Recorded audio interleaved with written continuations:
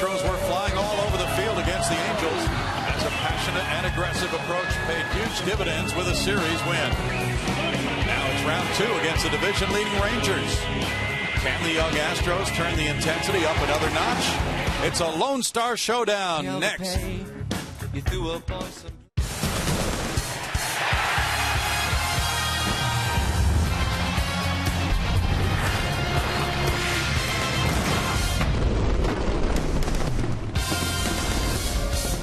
Live from Minute Maid Park in Houston, Texas, Comcast Sportsnet brings you Houston Astros baseball. Tonight, the Astros open a Lone Star series. It's the first of 3 against the Texas Rangers. Good evening, everybody. Bill Brown and Alan Ashby. The Astros won 2 of 3 from the Angels. They lost 2 of 3 from the Rangers to open the season here, and the Rangers are flying high right now. Ashby. Rangers are a good ball club, no question about it, and they are the best pitching team in the American League. Of course, the Astros coming off of winning a series against the Angels, and they swung the bats well. They also played good defense in that series. They sure did. You saw a lot of guys flying around the ballpark the last 3 days. Defensively, on this side of the game, Jose Altuve continues to lead this club in so many departments, but he can play with the leather.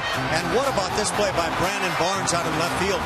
That prevented what could have been a big inning. Double plays have been what the Astros are all about. 46 double plays turned by the ball club now, best in the major leagues.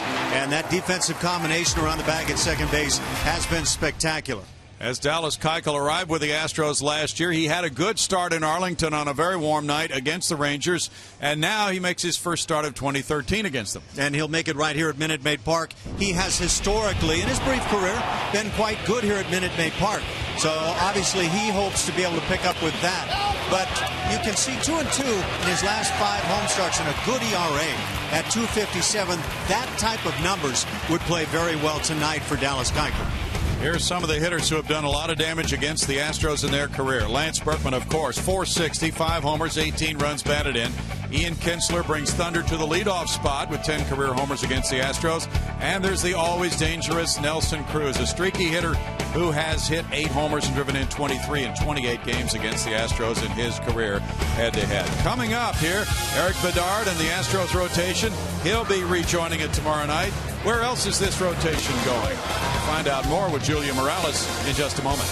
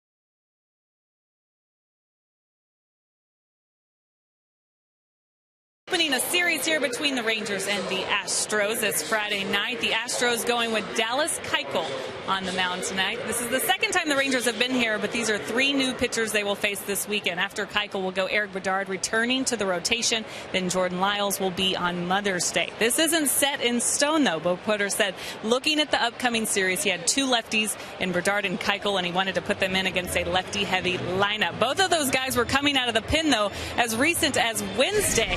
A very important role for this team, something Paul Clemens has thrived on recently. Last night, after giving up a home run to Brennan Harris, he settled in, got Albert Pujols and Josh Hamilton looking there. And Philip Umber with his new assignment in the bullpen. He struck out 3 in his 1 1/3 innings of work. These guys are, though, potential starters still. Bo Porter saying this is like every position on the team. It can change. Here's a look at the guys that could take on that role of a starter. We'll see what Keuchel can do tonight.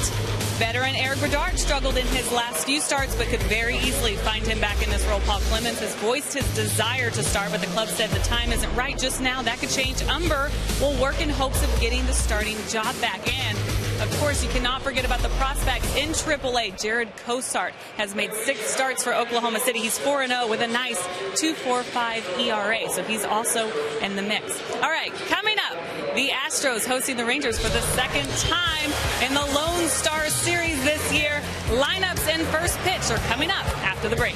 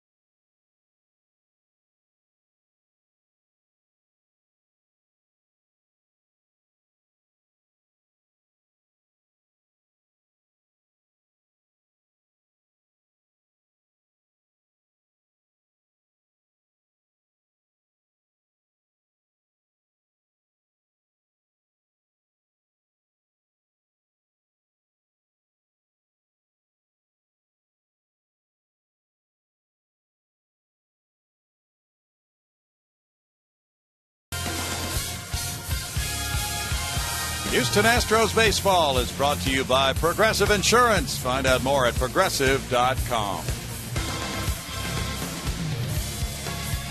And by Southwest Airlines. You can get more information about flights at southwest.com. One of the team stores, and there are several here at Minute Maid Park. The roof is closed, although it's a nice night outside. Rain has hit the area overnight and again this morning, and more was expected, so this game is being played in air-conditioned comfort. Eduardo Perez and Dave Anderson have their lineup cards for the two teams, and now the Astros take the field on a big and bright Friday night wearing the orange uniform tops and the white pants on a homestand which has brought them 2 wins and 5 losses so far, 3 games to go. Here's the lineup for Ron Washington, the former Astros player, for Game 1 of this 3-game series. It's Ian Kinsler leading off. He's the second baseman, followed by shortstop Elvis Andrus, who has not made an error yet this year. It's Lance Berkman, the former Astro, DHing, batting third. The cleanup man is third baseman Adrian Beltre. Nelson Cruz plays right field with Mitch Moreland at first base. The left fielder is Jeff Baker. catchers Giovanni Soto with Craig Gentry in center field batting ninth. Left-hander Dallas Keuchel goes to the mound for the Astros tonight. First start on the year. He's worked 6 times in relief. And historically, he has pitched well here at Minute Maid Park. Love to be able to take that and run with this starting opportunity now against the Texas Rangers. Been stretched out in some of those relief performances of his, Ash. One thing he's done well is keep it on the ground and the defense behind him to make the play. Jason Castro, he's behind the dish around the infield. Carlos Pena, Jose Altuve, Marwin Gonzalez, and Matt Dominguez at third base. In the outfield, Robbie Grossman in center, flanked by Jimmy Paredes in right, and Trevor Crowe gets a start in left field. Cole Porter has had a very hectic last several hours. A difficult ball game last night. The Astros had the lead 5-3. They lost it 6-5 to the Angels. Ron Washington's club had a day off yesterday, coming in with a .618 winning percentage, the best in the American League. And the only better record in Major League Baseball belongs to St. Louis with a .636 winning percentage. Washington with 541 wins as a Major League manager. With that record, the Rangers 4 games up in that American League West. Built a nice little pad for themselves. They're on a 9-game road trip going to 4 different cities. They had a makeup game for a rainout in Chicago as a part of this. And they'll be heading for Oakland next. Ian Kinsler starts the night at .324. He has 7 bombs. He's driven in 20. Takes that first pitch, ball 1. Kinsler is slugging well, .544 slugging percentage for Ian this season. Keuchel throws it in for a strike to even the count at 1-1. Chad Fairchild is the home plate umpire. Dallas Keuchel making his first start of 2013 after a few relief outings, 6 of them, in which he has compiled 16 out of 3rd Major League innings so far. 87, 88, 89 on 3 straight fastballs. Not overpowering. Tries to keep the ball on the ground, and he's done so of a slight margin this year. Away by Kinsler, 2-2 the count. Kinsler has been the most consistent hitter for the Rangers so far this year. 7 of his hits have come to right field, including his first opposite field homer in 3 years. Had a 3-hit game on Wednesday at Milwaukee.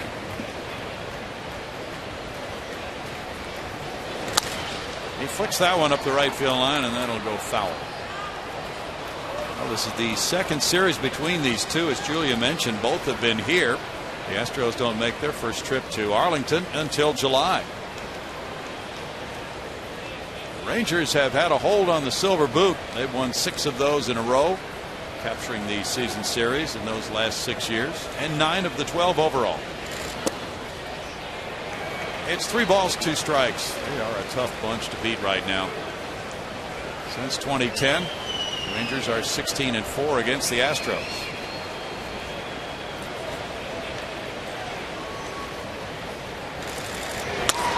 It's a fly ball out to left center field.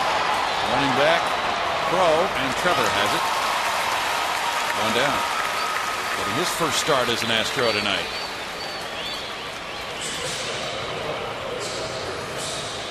Now with 1 out, it's Elvis Andrus. Has been amazing defensively, as we mentioned. Errorless balls so far this season.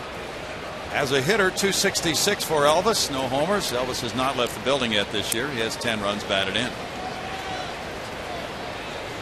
Kind of surprising that he's been kept in the yard, in the building. Yeah. Very talented shortstop. He really is. Strike 1 to Elvis. He's having a nice road trip with 6 hits and 13 at-bats. 2 of the 6 hits have been doubles. He's on a 6-game hitting streak, hitting .370. Showing bunt, he pushes one, but it's foul. Rangers are 7th in runs scored in the American League. They are a much better offensive club at home, and yet, even though as hitting coach Dave Magadan said they've struggled to score runs on the road, they have a winning record on the road of 10-9. Their pitching has been superb this year. Best ERA in the American League, 3.22. They do not need that many runs to win.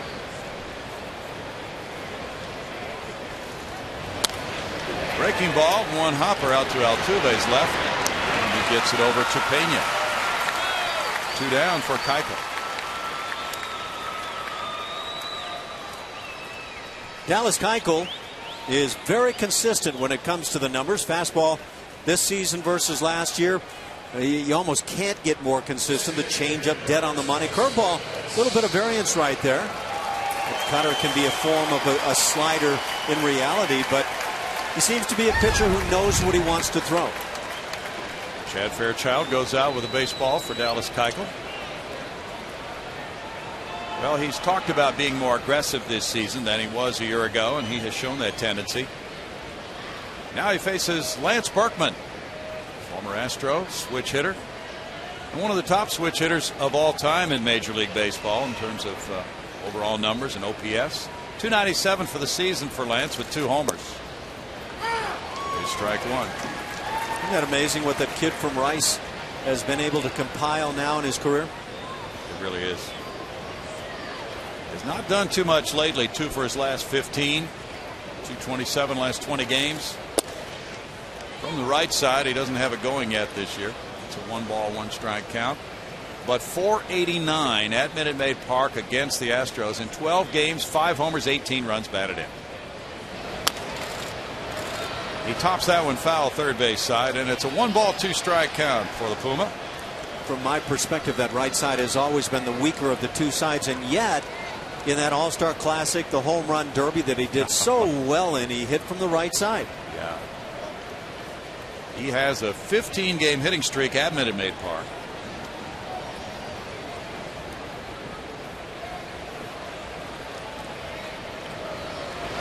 Berkman takes the breaking ball. It slants in tight, and it's a 2-ball, 2-strike count. As a right-handed batter, Lance has had 28 at-bats with 8 hits, no homers. Back-to-back lefties are starting for Bo Porter in this series. Keuchel and Eric Bedard. Then Jordan Lyles goes Sunday on Mother's Day. Foul back. You're right. He put on such an impressive show, right-handed and home run derby, and he really has more power as a right-handed batter, but he's not as consistent as a right-handed batter. Miguel Tejada, the guy who beat him in that home run derby.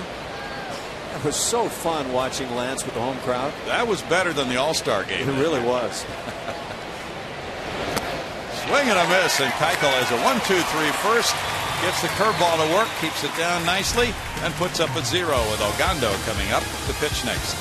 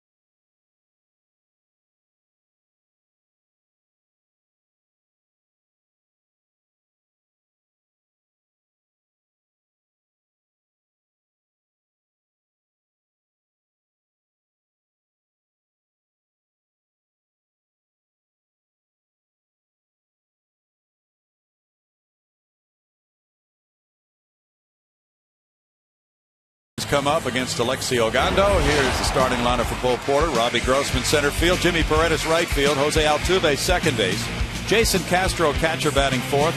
The DH is Chris Carter. It's Carlos Pena at first base, Trevor Crow in left field, Matt Dominguez at third base, Marwin Gonzalez the shortstop. And on the mound for the Texas Rangers, Alexi Ogando, big right-hander, throws hard, 29 years of age, 3-2 on the year, 3.08 the ERA. Last pitched against the Red Sox and beat Boston. That's impressive. There is strike one to Robbie Grossman. Just one run in that game over 6 innings. Pitched well against the Astros here earlier this year. Shutout baseball. 1 ball, 1 strike. Robbie Grossman was not a part of that opening day unit that won the first game from Texas behind the excellent work of Bud Norris and Eric Bedard in relief, but then got shut out the second and third games. So the Astros have not scored for 18 consecutive innings against the Rangers and their excellent pitching staff. Ogando had 6 1/3 shutout innings in that game you mentioned against Houston. 10 strikeouts in that one. He threw 94 pitches. 29 years old, from the Dominican. That breaker is upstairs. It's 2-2. In the past, he's been able to ride an effective sinker, but that has not worked as well for Alexei this season. He has been resourceful with his other pitches.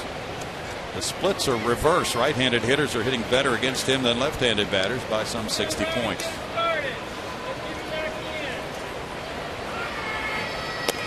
That one's not close, and it's 3-2. Usually that means there's a great changeup of some sort mixed in there.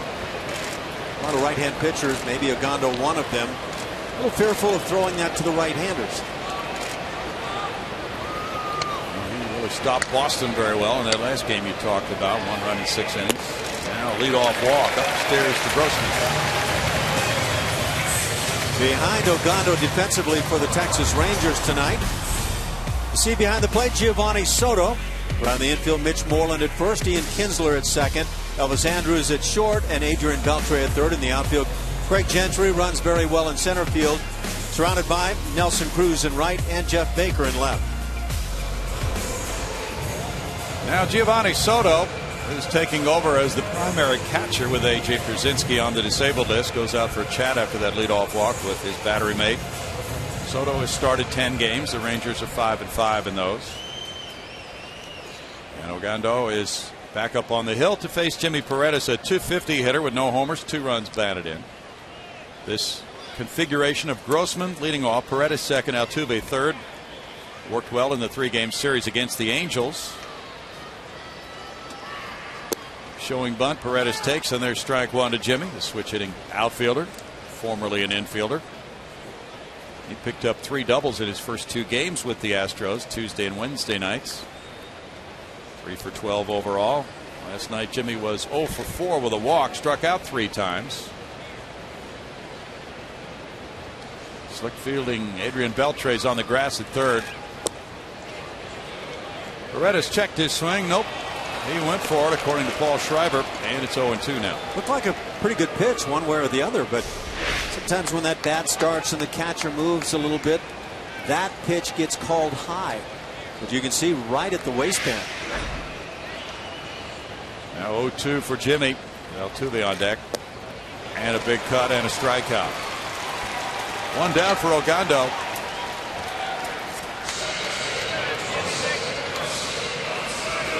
The pitch selection for Alexei Ogando. Fastball, he has dropped off a bit in its utilization this year. From last year anyway. The slider is up a bit and the changeup up a good margin. And again, that would be the pitch I would suspect is getting the left-hand hitters. Jose Altuve on a 5-game hitting streak has 10 hits in his last 21 at-bats. .345 for Jose, 2 homers, 17 runs batted in, 49 hits, second in the American League to Miguel Cabrera, and second in the majors as well. He looks at strike one. Altuve went 5 for 12 against the Rangers here in the season opening 3-game series. Alexei Ogando was signed in 2002 by Oakland, and he was a Rule 5 pick by the Rangers in December of 2005. 22 and 11 as a major league pitcher, formerly a reliever. No balls, 2 strikes for Ogando. A couple of breaking balls to start Jose, and Jose maybe looking for a fastball he could drive on the first couple of strikes. Last 7 days, Andrew McCutchen and Oswaldo Arcia have been better, but not much. 2 points better than this torrid hitting second baseman. Throw goes over to first on Grossman. Altuve's been swinging it quite well, thank you. Even when he dribbles, when he's able to beat it, Gets down the line so well. He can sting it to left field, and he can sting it the other way. He's just an all-around hitter, and he has shown some pop as well, driving a couple of long home runs this year. Those 3 hits came last night. Now there's ball 1, and then he lined out for the final out in the ball game to center field. Even his outs have been hard. 1-2 to Jose. The Astros are 12th in runs scored in the American League.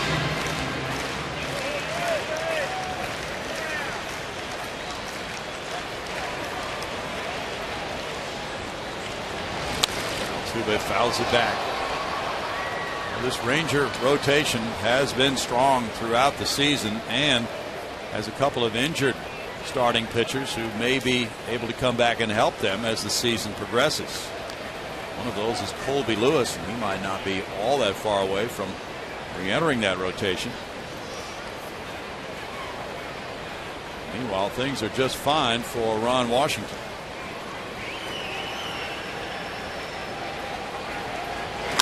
Altuve. Oh, there's a bobble, and the first of the season by Elvis Andrus. He had 120 chances without an error. That was a potential double play ball as he moved to his right. Might have glanced up a little bit, and he failed to make the play. Usually guys are smiling when they get themselves a hit. Altuve knows he didn't get a hit, but he's aboard, and that's a team player when you can see that guy who smiles there. And you would certainly think that was an opportunity, a golden one for the double play. Ball came up on him, but did you see his head was turned a little bit? Get glancing to where you're going to throw the ball. These guys are so good. They're accustomed to catching these balls without even looking at them. During batting practice when they take ground balls, it is so routine. Jason Castro bats. That was the first error on Elvis Andrus. What you could see with Andrus, though, on the other side was the way he got down. Just beautiful fielding position. It's only the 14th error all year for the Rangers. They have allowed only 7 unearned runs. 265 for Castro. He's driven in 7.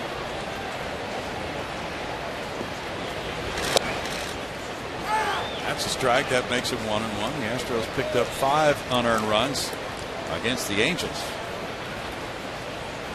Castro started the series 0 for 11 against the Rangers. Chris Carter on deck.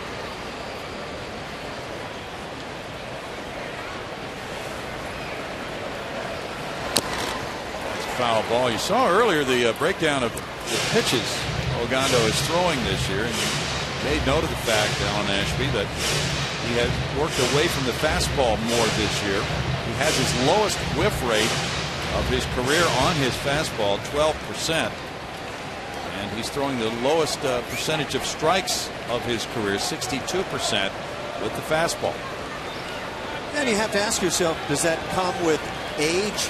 You lose a little of the fastball. He's now 29 years of age. Do you get smarter and realize that you can get outs with that changeup and the breaking pitches? 2-2 to Castro. Maybe that combination. Castro had 2 hits in last night's game. Picked up another double. He has 11 of those, tying him for 4th in the American League. Chris Carter is waiting. The Astros have won 10 and lost 25. They're 11.5 behind the first place Rangers.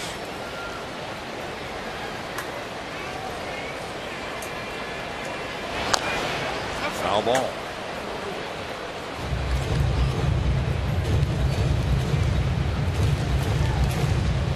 Ogando has gone back and forth between relieving and starting. In 2010, he made 44 relief appearances, no starts. In 2011, he was an all-star. He made 29 starts. Last year, back to the bullpen, 58 relief appearances, no starts. And now, start number 8 of the year for Alexi Ogando.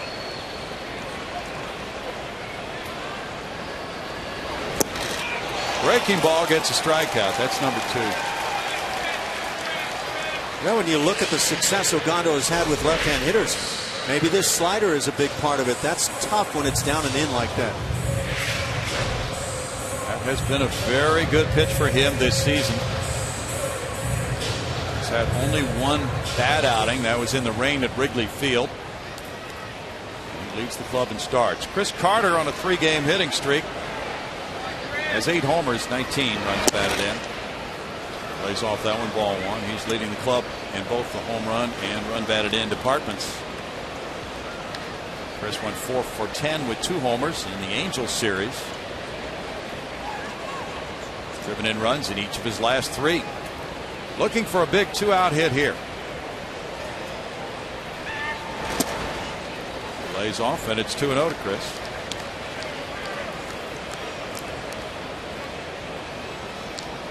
Chris, like Jason Castro, was 0 for 11 in that opening series against the Rangers here. He has Grossman on at second, Altuve at first.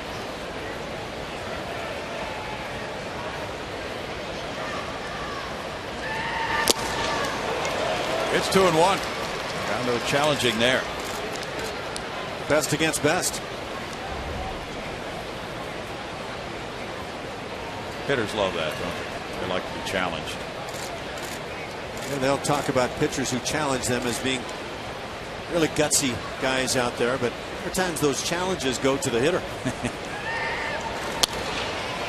That's foul back. It's a 2-ball, 2-strike count. A lot of rain in the Houston area since last night's game. There'll be more coming tomorrow. Nice to have a roof. Sure does make it nice when you can come to the ballpark and know you're going to have a game. Oh, it means a world of difference. The Rangers can tell you that. They had to make up that game in Chicago and lost a day off earlier this week.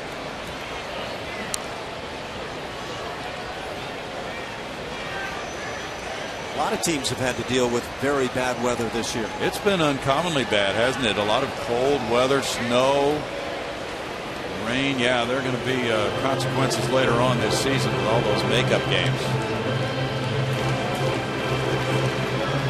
Soto and Ogando trying to get together here. Mike Maddox is the excellent pitching coach of the Rangers. Rangers are doing a little coaching shuffle this weekend. Some of the coaches have children who are graduating from college, and they're going to be shuttling in and out of here. It's 3 balls, 2 strikes. Wonder how much Mike Maddox is able to utilize from his very famous brother, Greg Maddox, and maybe the conversations they have together and what might have been learned through the years. Oh boy, you know those are lengthy conversations. Mike made it to the big leagues himself, so not to imply that he hasn't mastered things. Runners go, and it's a walk to load the bases for Carlos Pena. All right, Chris Carter patiently waiting, throwing his 13th walk of the year, passes the baton along to the first baseman Pena after the second walk of the inning by Ogando. Cole Porter would love to have a big hit from his first sacker, who has 9 runs batted in. Pena with a .228 average has hit 3 homers. He went 2 for 11 in the Rangers in that season opening series here. 0 for 5 in the Angels series. He's hit .200 on this homestand with a homer. And he has appeared in all but one of the Astros' first 36 games of this season, including this one.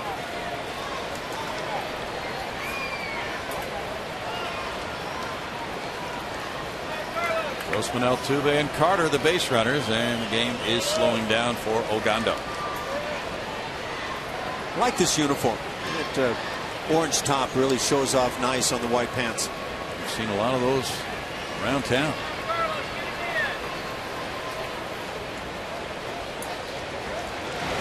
In tight, that almost hit him. Ball 1. Now, if you're hitting and that pitch comes down at your ankle and you skip out of the way, you might be thinking, gee, if I just let that hit me, I'd have an RBI now. Yeah, but then you come to your senses at that point. That has got to hurt. Yeah.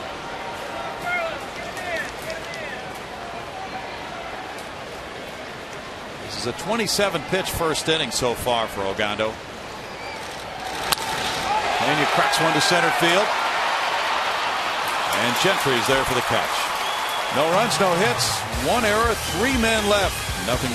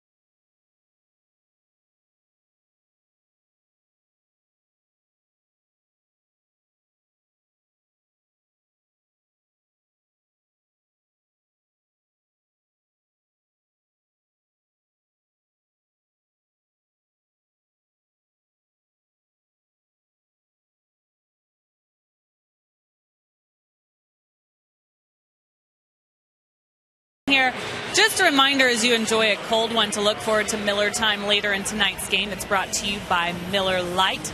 Matt Dominguez back on the hot corner tonight for the Astros as he is most nights. But he's coming off of a wacky night. He tied a career high with 3 RBI, but also had 3 errors. Very rare for Matt Dominguez, who's been solid on that third base. His teammates were shocked by that, but they said nothing to worry about. Bo Porter said, the odds of him having another game like that are about the same as if it were to snow when I left the ballpark today. So needless to say, nobody worried, guys. Well, we did have some hail, though, in some areas, so that's close. Adrian Beltre leads it off in the second inning. And there's ball 1. Yeah, some of the media gathering around him couldn't quite hear what he was saying. Somebody said, "You mean it snowed last night?" He said, "No, it didn't snow." 242 for Beltre, 6 homers, 18 runs batted in. I would list him as one of the most consistent throwing third basemen I've watched up until last night. Well, after that game, he has to be just wanting the ball hit to him right now. Well, I hope that's the case. I always want that guy who does want the ball to come his way. Beltre puts a line drive out into right field for a hit. Paredes over to make the pickup. Big turn by Beltre. The throw comes in towards second, and Beltre has the first hit of the ball game. That's a good strong arm from Jimmy Paredes as he brings it back in. Looks like he has enough arm to be able to acquit himself well in right field. This is pretty hitting by a very good hitter, Adrian Beltre, and kind of puts a little heat on Paredes. Now, you want to get that throw down probably a bit more, but plenty of arm strength. Base runner on for Nelson Cruz. Cruz double play ball to short. Stopped by Gonzalez. He gets it to Altuve and then Pena. So he, unlike Andrus, is able to recover and start the 6-4-3 double play. Yeah, despite the bobble, he kind of pushed the bobble out in front and toward the bag so he could just continue in that direction. Still made the double play handily.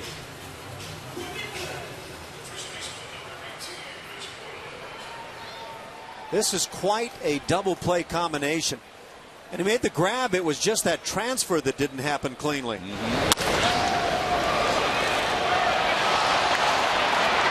appeared that he was trying to be a little too quick.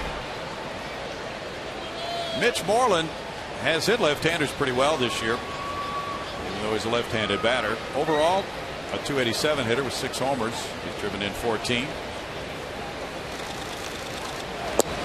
Moreland looks at it. It's strike 1 to Mitch. That's very good numbers. .504 slugging percentage and a .341 on base average for Mitch Moreland.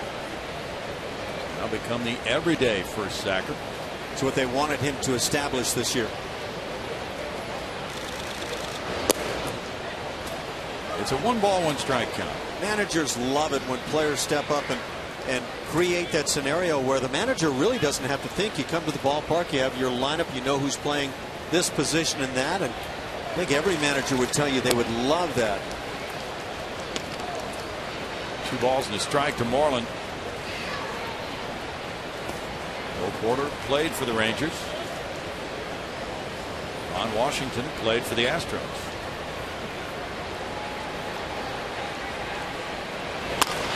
Bouncer to second. Altuve over to first. No runs, a hit. Nobody left. No score after 1.5.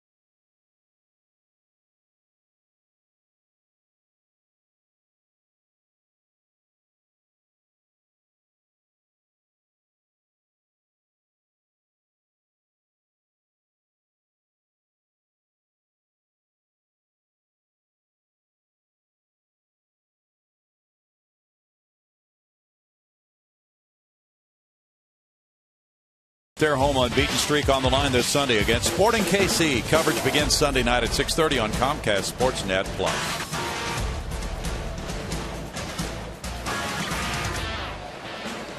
29-year-old Trevor Crowe steps up. Crowe is 0 for 2 since joining the Astros from Oklahoma City. He's not had a major league hit since 2011 with the Cleveland Indians. There's ball one. Last year he spent in the minors between Columbus and Salt Lake all year. First round pick of the Tribe in 05. He was the 14th player drafted that year. Crowe takes a look at that one, and Ogando has fallen behind him. 2 balls, no strikes. Trevor was hitting .307 at Oklahoma City, had 2 homers, 14 runs batted in. Red Hawks have a 10-game home winning streak going. Trevor was a non-roster spring invitee with the Astros. He was impressive in what he does to execute fundamental things about baseball. Good contact hitter. Hits the cutoff man. Sure-handed. And you can see those tools that allowed him to be drafted in the first round are helping him right now at age 29. And a better hitter through his career from the left side of the plate. Pumps that one to left center field. That one slices back, and that one for Trevor Crowe is an opposite field home run.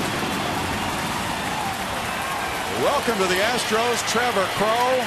First hit with Houston, 1-0 Astros. What a smart hitter.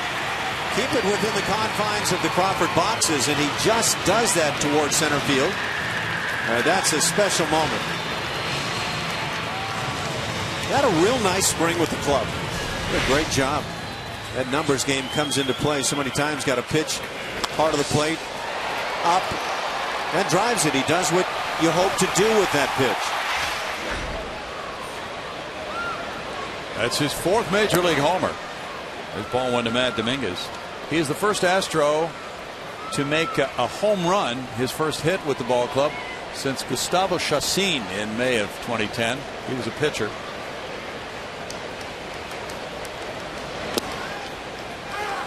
Strike to Dominguez. It's 1-1. What a moment for Trevor Crowe. 4th major league home run, and all coming against right-hand pitching. Good selection for Bo Porter in left field tonight. 1-2 to Matt Dominguez. Dominguez with that crazy night. 3 errors, but 3 runs batted in last night. 3 runs batted in ties his major league high in a game. 265 for the season. He's driven in a dozen. So that breaks the scoring drought of 19 innings for the Astros against the Rangers.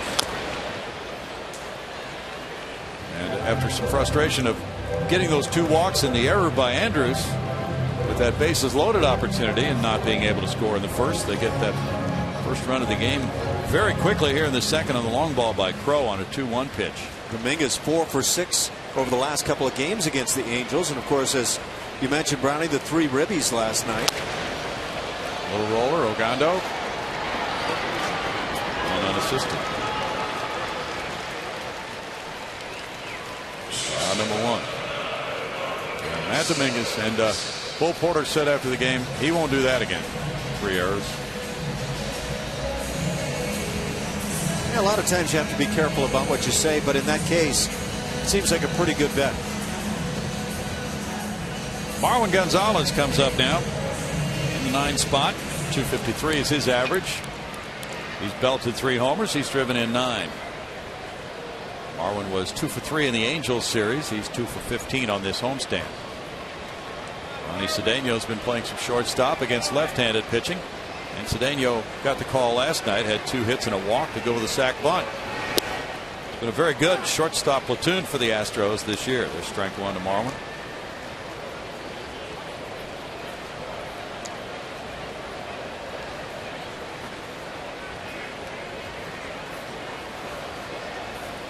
Beltre's in tight on the grass. Well, Yu Darvish pitches tomorrow night for the Rangers. And he had that perfect game going, as you know, when the Rangers came in here, and Marwin Gonzalez broke it up with 2 outs in the 9th. About as overpowering a game as you'll ever see. Oh, Phenomenal game. Little chop. Beltre coming in. 2 outs. Beltre is a terrific defensive third baseman. That was an easy play for him. Now with 2 down, it's Robbie Grossman. Grossman opened the game for the Astros with a walk. Now, when you talk great third baseman in this league, you probably start with talking about Beltre and Evan Longoria with Tampa Bay. Excuse me, both just unbelievable defensively to go with their great skills with the bats.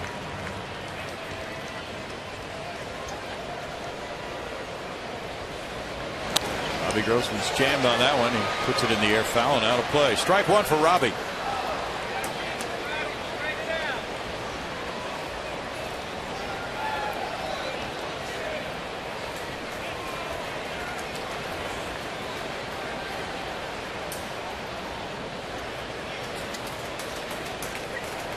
Jimmy Paredes is on deck.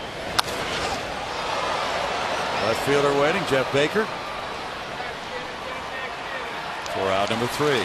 Trevor Crow flies to the left field seats in the Landry's Crawford boxes, and it's 1-0 Astros after 2.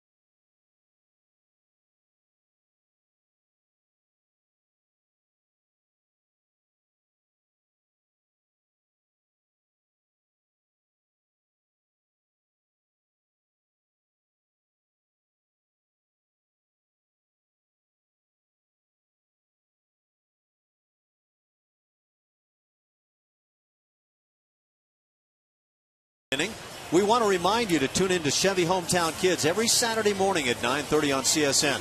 Chevy Hometown Kids, where it's not about the score, but the experience. So in just a few hours, you can tune in for that show, 9:30. And then tomorrow night, you can tune in for the Yu Darvish, Eric Bedard matchup. 5:30 for the pregame show, Astros pregame live. Jeff Baker, 333, 3 homers, 6 runs batted in, 436 on base percentage for Jeff Baker. He's worked his way into platoon starts against lefties with very good performances this year. There's strike 1 to Baker. So he's cut into David Murphy's playing time in left field. Yu Darvish on the mound tomorrow night. And he is 5-1 with a 2.56 ERA. And that near perfect game against the Astros. 1 ball, 1 strike. Baker has hit safely in 8 of his last 9 starts. David Murphy has not gotten off to a good start this year. One bounces, and it's a 2 ball, 1 strike count. And Baker is a very good right-handed utility man. One of the best the Rangers have had in years because he hits so well against southpaws. He's also started at first base and third base. Had to make the club this spring. They hit over 300 in doing that. Bouncer past Keuchel. That was interesting as Marwin Gonzalez, he fielded that ball out in front of him, but his footwork looked, he was kind of like walking a tightrope there on out number 1. Was a little bit unusual. But what Marwin does very well is he keeps coming at the baseball. Yeah, there was a little bit of a tip there on the mound, and that may have affected where Marwin initially started. weaving his way to that ground ball. He regained his balance. Giovanni Soto is next. Ball one for Dallas Keuchel. Soto, with a .212 average, has no homers, 1 run batted in, so he's a big drop off offensively from A.J. Pierzynski's numbers. It's 1-1. Those kids out there in the left field seats where Trevor Crow hit that home run are here courtesy of Schlumberger tonight.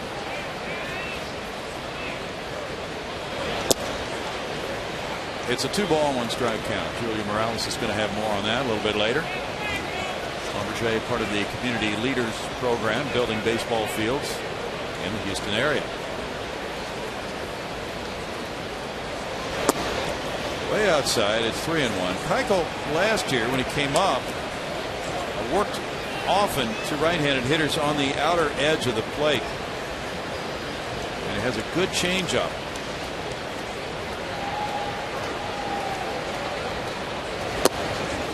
Now outside for ball 4. That's his first walk. But this year he's done a better job, Ash, of coming inside on right-handed hitters to set up that changeup away. He looks like one of those guys who probably, at least initially, was most comfortable trying to stay away. But at his velocity, I think that's imperative that at some point you show the right-hand hitters you will pitch them in. Dave Clark is moving one of his outfielders in. That's Jimmy Paredes coming in right field for Craig Gentry, platoon center fielder. Gentry, it's a shot past the diving Dominguez into left field. Hit number 2 for the Rangers. And Ian Kinsler will bat with runners at first and second and 1 out.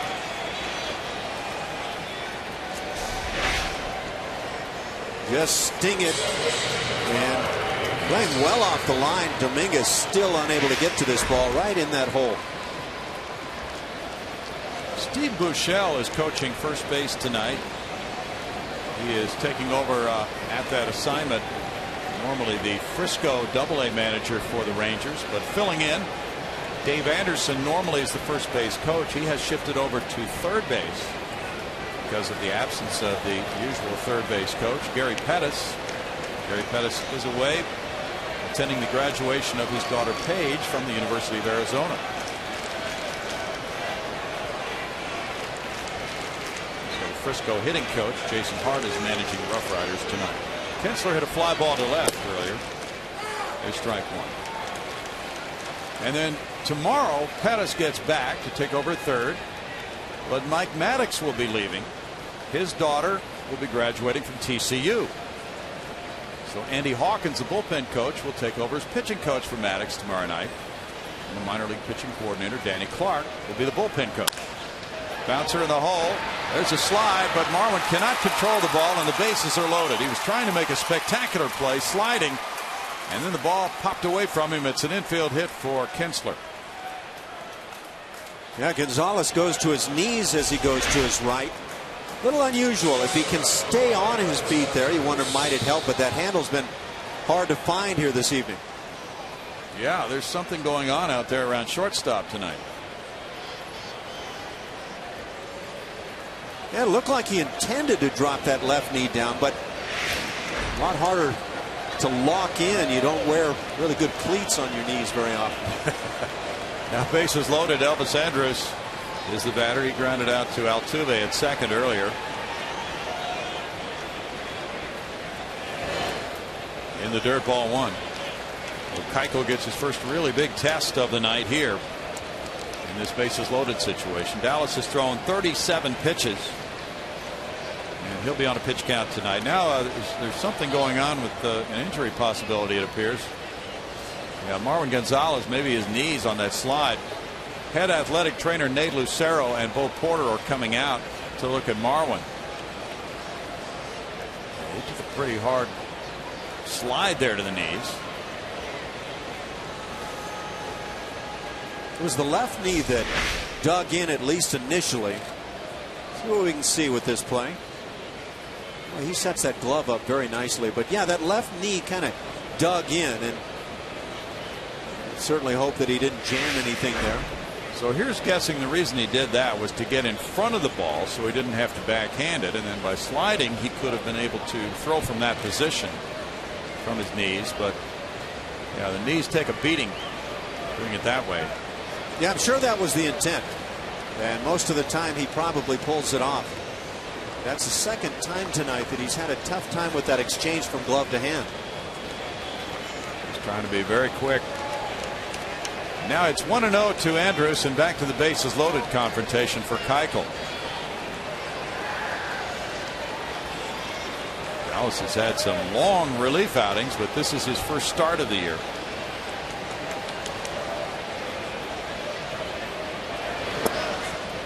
Missing there, and it's 2 balls, no strikes to Andrus. Andrus is a .327 lifetime hitter against Houston.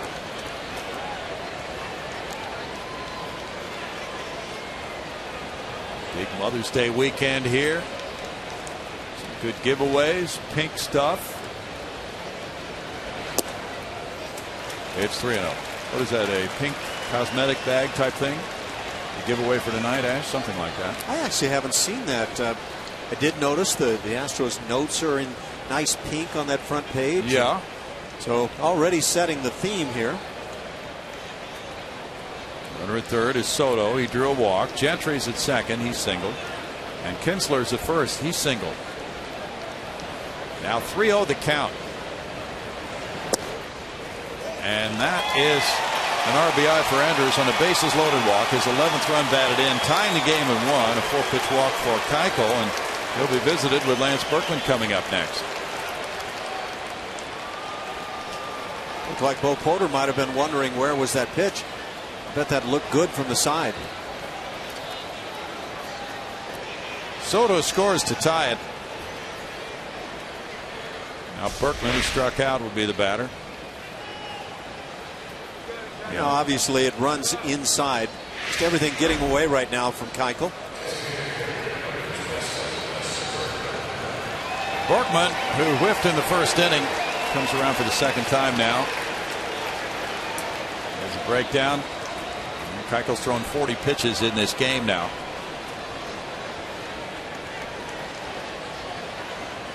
He could use a little 6-4-3 action right here. Strike to Berkman.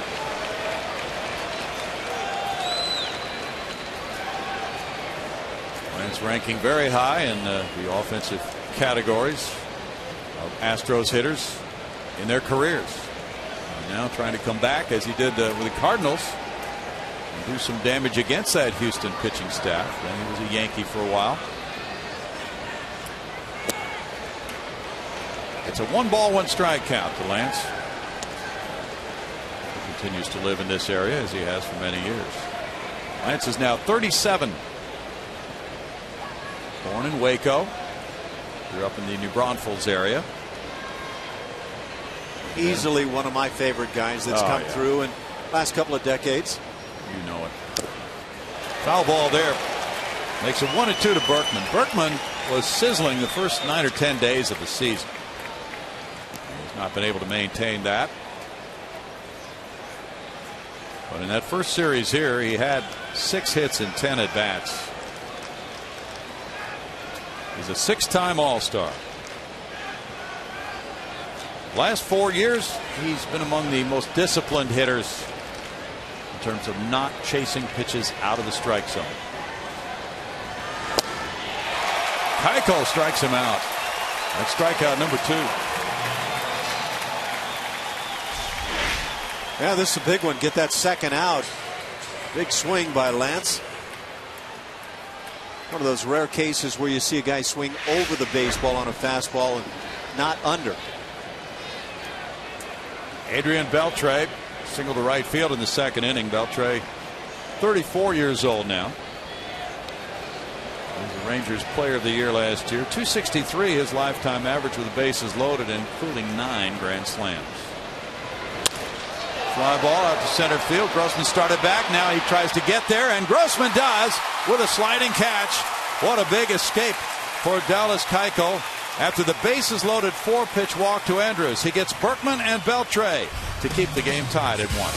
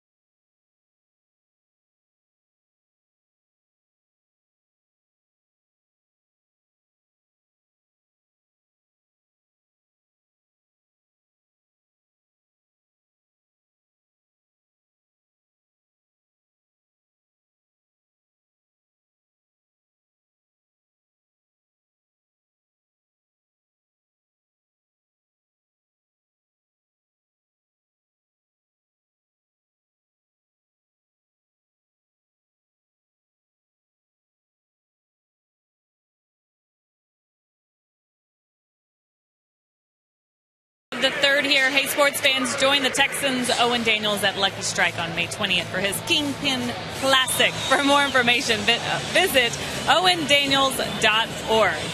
All right, we've got video now of the guy who threw out the first pitch. It's Rod Nelson. He's the VP of Schlumberger. He threw a strike. He threw a strike, man. Well, you're with me now, and you're working with Schlumberger, and you work with community leaders for the Astros, putting $1.5 million and 5 years into rebuilding some parks, Sunnyside parks. Why is that so important to you guys?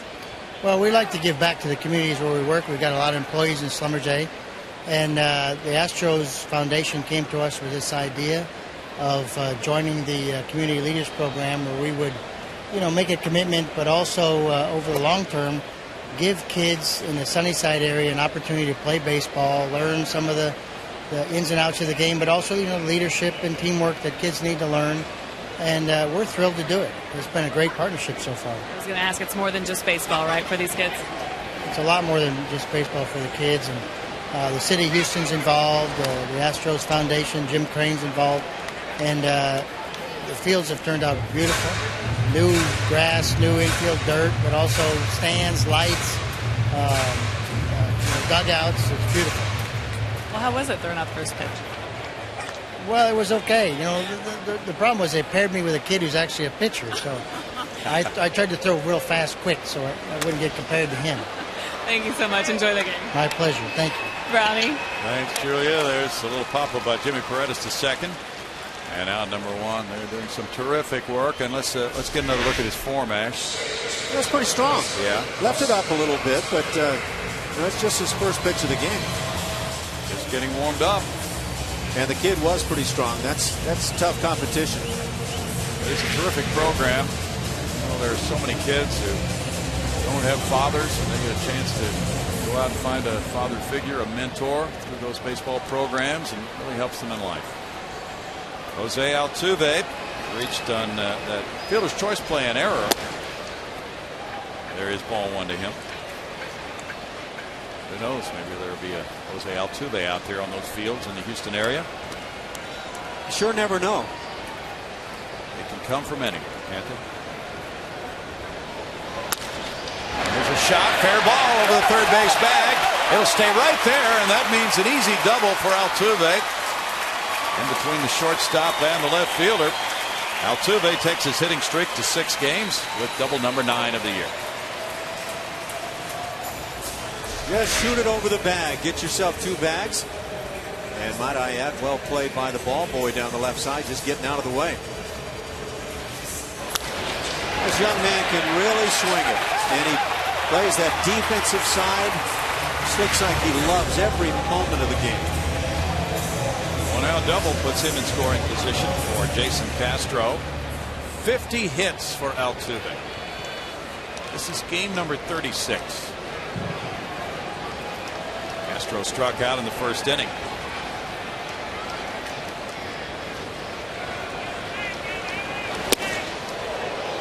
Up and in, ball one.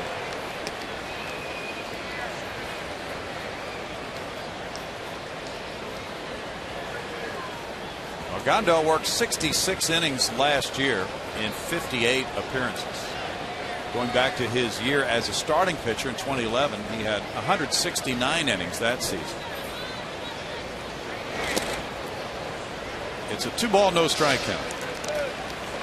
The Rangers starting rotation has the second best ERA in the American League, 3.39. And they're missing Matt Harrison, their opening day starter, who has back problems.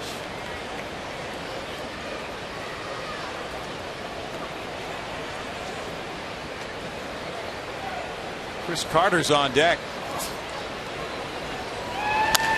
Ground ball to first. Moreland with a play. Altuve advances on out number 2. Chris Carter will bat for the second time. He drew a walk on a 3-2 pitch back in the first. Ogando visited by his shortstop, Elvis Andrus.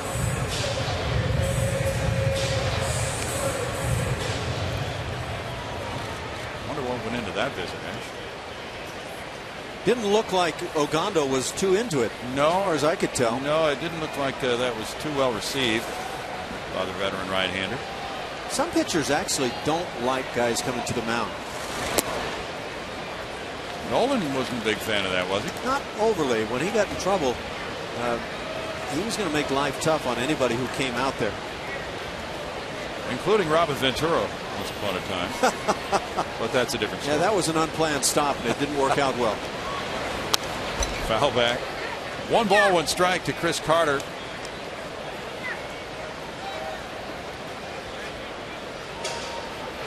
Well, this Silver Boot Series has brought a lot of attention to the state of Texas, with these 2 cities of Houston and Dallas squaring off, and now many more times each year. Going forward. 1 ball, 2 strikes. Used to be 6 games, 3 in each ballpark, that these teams would play against each other. Now they have 3 series in each ballpark against each other. The Astros will be in the Metroplex July 5th, 6th, and 7th. And the final series here between the 2 will be in August. That'll be a 4-game set, 2 and 2, from August 9th through the 12th. Have we actually retired the boot? No, the boot is still very much alive and kicking. Yeah. I don't know exactly where it is. You haven't seen it, have you? No, you know, it's been weeks since I've seen it.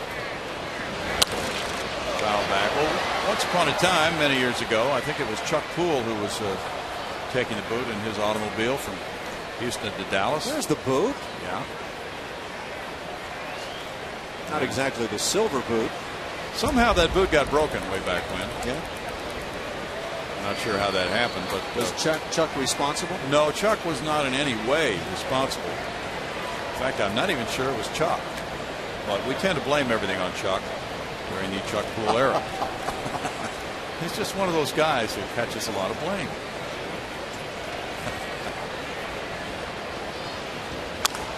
Grounded foul, third base way. Still 2 balls, 2 strikes. Well, last night, Ash, was a 4-hour and 7-minute ball game. That was the longest 9-inning game in the history of Minute Maid Park. Wow. Well, it felt like it, and I haven't been here for all the others, but it was not what I would refer to as snappy. No, it was not snappy. Oh, look at this play. Wow. What hustle as Altuve comes home to make it 2-1 Astros. This ball doesn't bounce more than, what, maybe 10, 12 feet away from home plate? Yeah.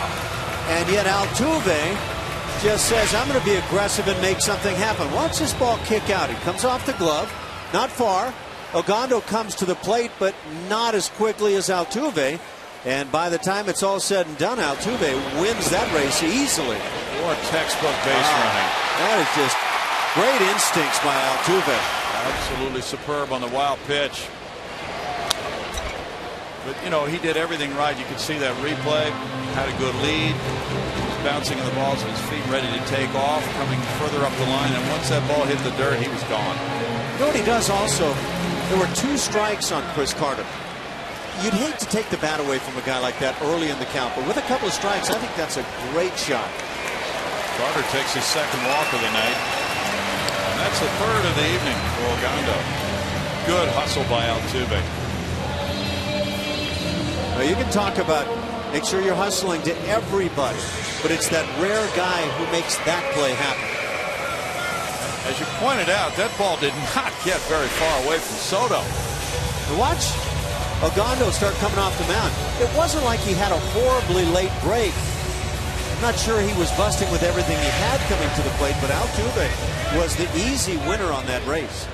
That might have been the shortest wild pitch, shortest distance from the catcher that we've seen somebody score. A lot of times guys on first or second don't move up on a ball that gets that far away. Yeah.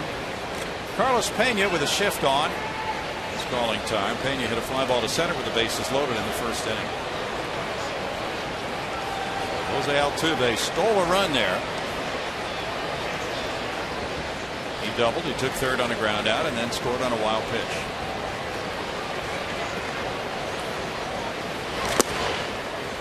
That's a strike. Well, it was a crazy night, as everybody knows, last night. 4 hours and 7 minutes of baseball. Come from behind win for the Angels. A lot of confusion with the rules interpretation by the umpiring crew. Unfortunately, Fielden Culbreth, the crew chief, has received a 2-game suspension and fine. The other umpires on the crew have received fines. Brian O'Nora, Bill Welke, and Adrian Johnson. So that was a very difficult night for that crew, and Bo Porter apologized to them before the game in his media session. He felt badly that that had happened to the umpires. No balls and 2 strikes, and now everybody moves on. But that was just a night in which we learned a lot of things. Certainly a class move by Bo Porter. Yeah, it really was. I have never seen that before. People say you'll see something new all the time, and boy, this time on a rule book interpretation, but you may not see that again in your lifetime. Right. Hopefully not, anyway. Pitch is high, 1-2. But yeah, that rule that we've checked on, 305D, is the brand new rule in the rule book that Bo Porter quoted last night, and so we've had to look that up today and learn some things about that we did not realize, since it had been put in over the winter for this year. And it's at the beginning of an inning if a relief pitcher comes in and the opposing manager pinch hits for the scheduled hitter, he does not have to face one back. This one gets away from Soto, and that might be a pass ball that time. Carter to second base. We'll see if it bounced or not. It's a fastball that's kind of jammed and yanked to that backhand side. Becomes a tough play. I probably would rule wild pitch. Yeah. Any catcher will tell you that fastball with a guy who throws hard that's yanked down and away like that, it's just a tough one to get to. And it is ruled a wild pitch. Second of the inning for Ogando. He had 2 this season coming into this game. Counts 2-2 now. And that's in type, all 3. But after the night before and the umpiring in Cleveland with that crazy Oakland game, with the video review not allowing the Oakland home run by Adam Rosales, and then last night, it's been a pretty crazy time for umpires these last 2 nights.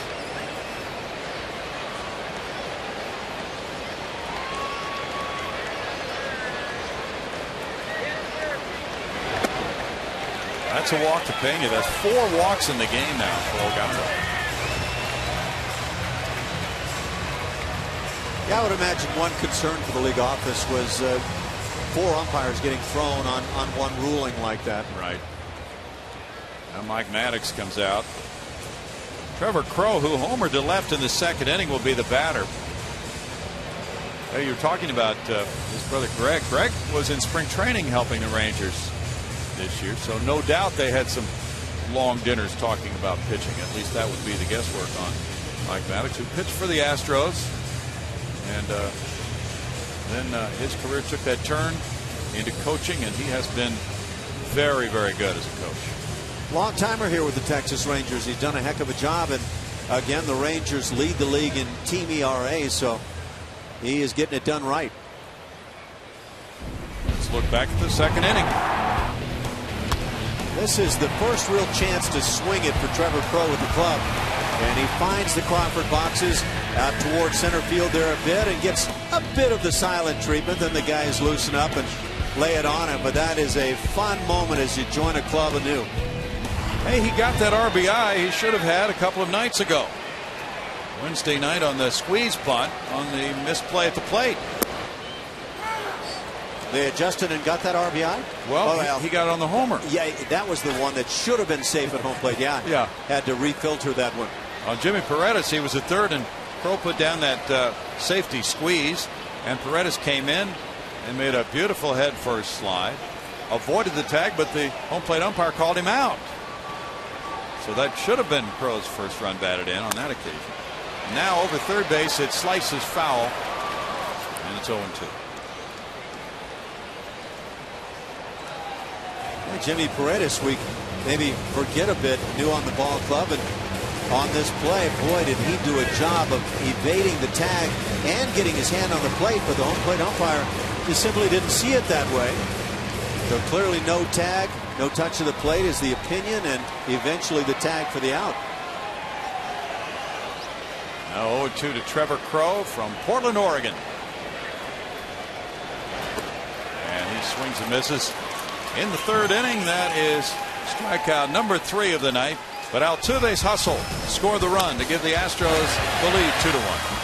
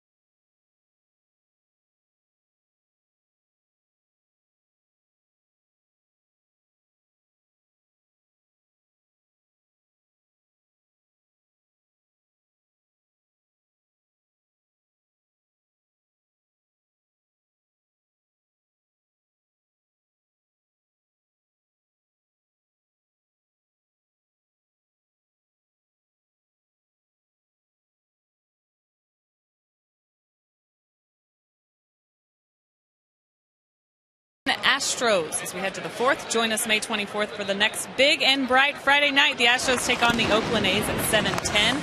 10,000 fans will receive an Astros koozie courtesy of Budweiser, then stay for the post-game fireworks show presented by Marathon Oil. Call 1-877-9-ASTROS or visit astros.com to get your tickets, guys. Thank you, Julia. Nelson Cruz leading it off. He bounced into a double play earlier. 2-1 Astros. Dallas Keuchel missing with that one. And it's 2 balls, no strikes to Cruz. Good numbers to start the season for Nelson Cruz. He's been a good run producer over the years. Now he works at 2, 3 balls, no strikes.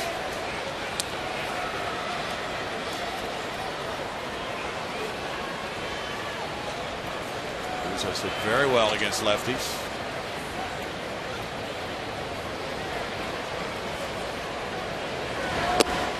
He looks at strike 1. Keuchel has just had 1 start against Texas last June 17th. 5 innings, 1 run, and a no decision. Cruz cracks one on the ground, backhanded. Dominguez, and the throw. Back into that good throwing slot after 3 throwing errors last night. In my book, this is a bit of a tough play. That second bounce kind of pushes Dominguez back a little bit, and he's just so soft with the knees and hands. Well, that has to be a relief after the rough night last night. Mitch Moreland is the batter. He grounded out in the second inning. Mitch, 27 years old, from Amory, Mississippi, and Mississippi State. The scout for the Rangers who signed him, Jeff Wood, is the son of the Astros' former general manager, Bill Wood. Strike to Moreland. Moreland last year had 327 at bats. He drove in 50 runs. But this could be his coming out party this year, though.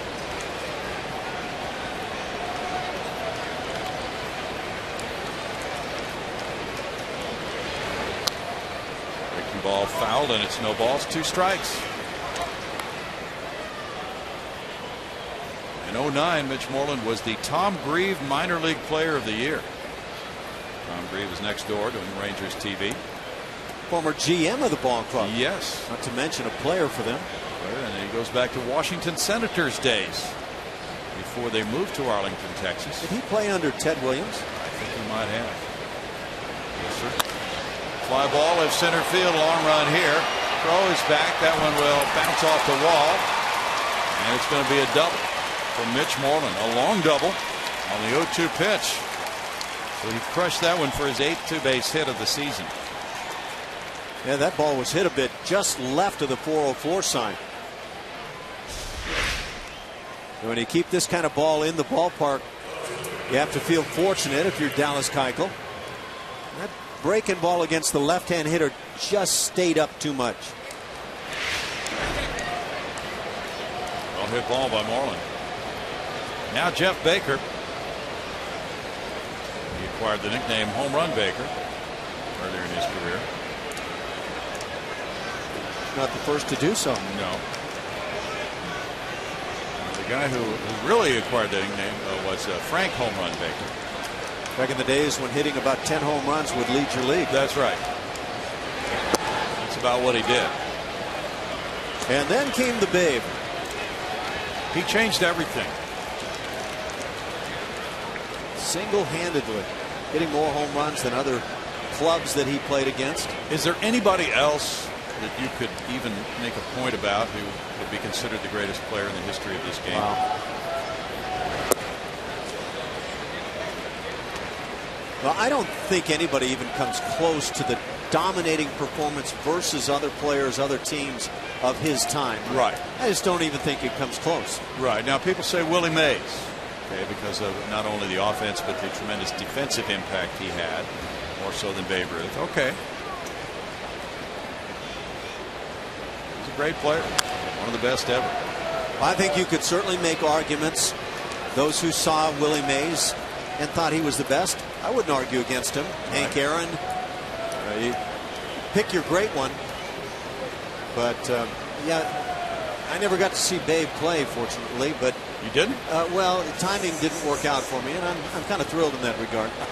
But yeah, statistically, he dominated like no other. And that's the whole idea, is to look at his accomplishments compared to other players, and even he was hitting more home runs than many teams. Yep. In a season. Of course, then came Lou Gehrig, and boy, what a player he must have been. Oh, so I guess if you're an iron horse, you should be pretty good. Good play there by Castro. 2-2.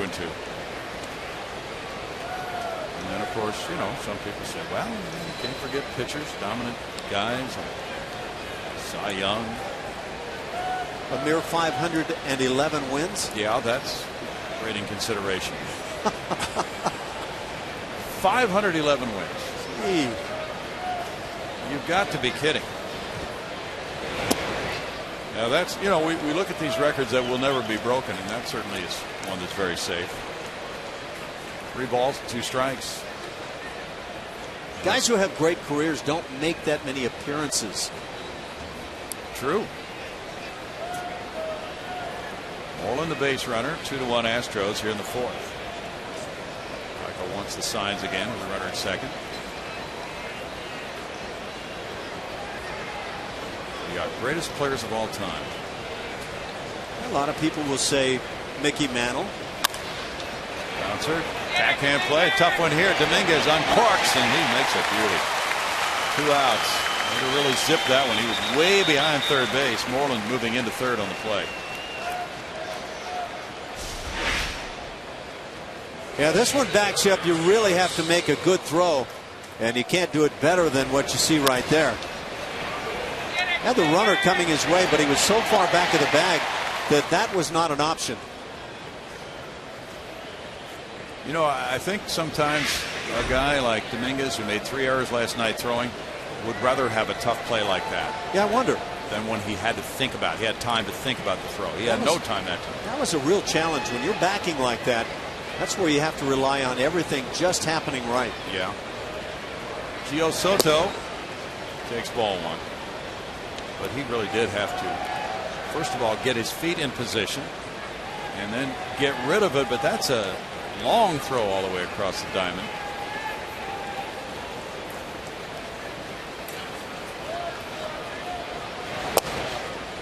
Keuchel comes inside there 1-1. That's an important strategy for him. Of course, then you can get in a a further discussion with a different angle and other issues. But Barry Bonds, it's absolutely phenomenal stuff he did. Absolutely. 2 balls and a strike.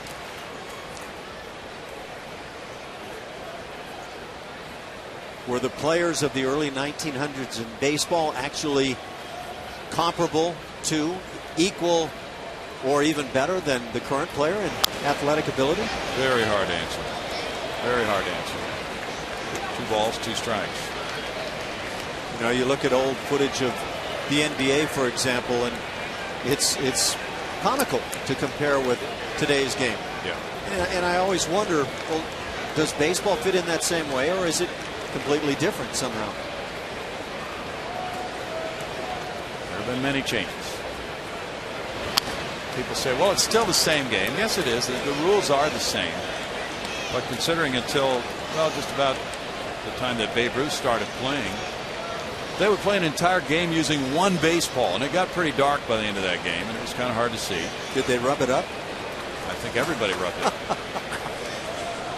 Who knows how many layers of substances there were by the end of that game on that ball.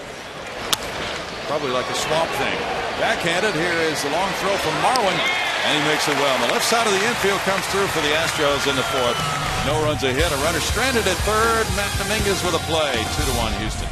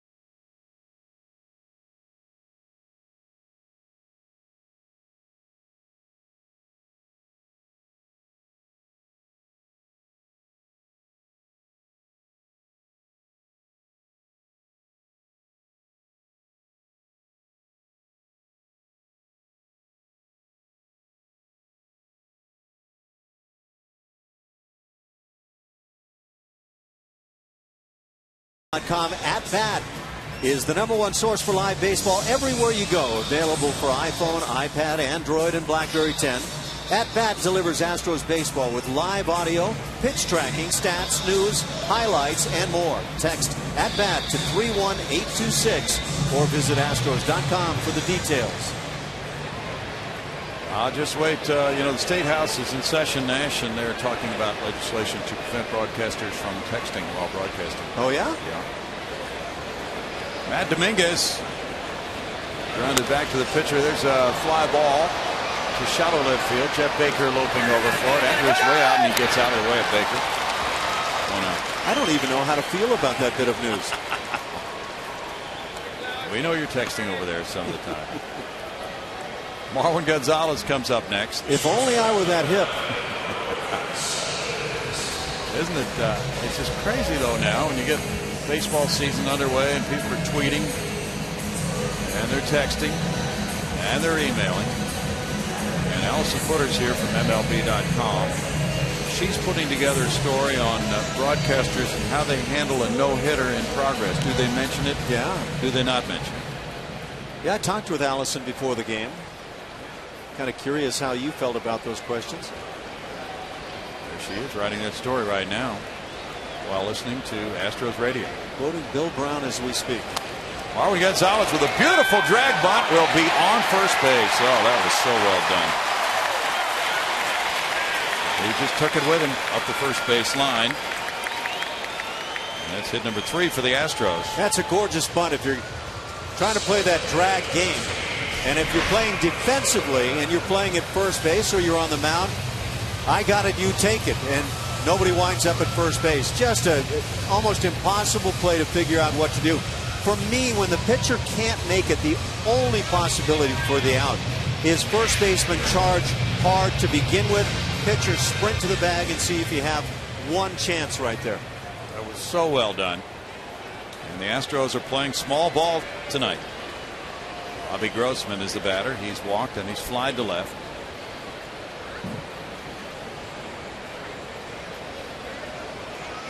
Well, Allison Footer said now in this era of texting and tweeting that people might have a game on and they might be following Twitter and they don't want to see things about it being a no-hitter. They don't want it to ruin their enjoyment. Yeah. Well, how enjoyable is it if you don't know there's a no-hitter going on? Not sure.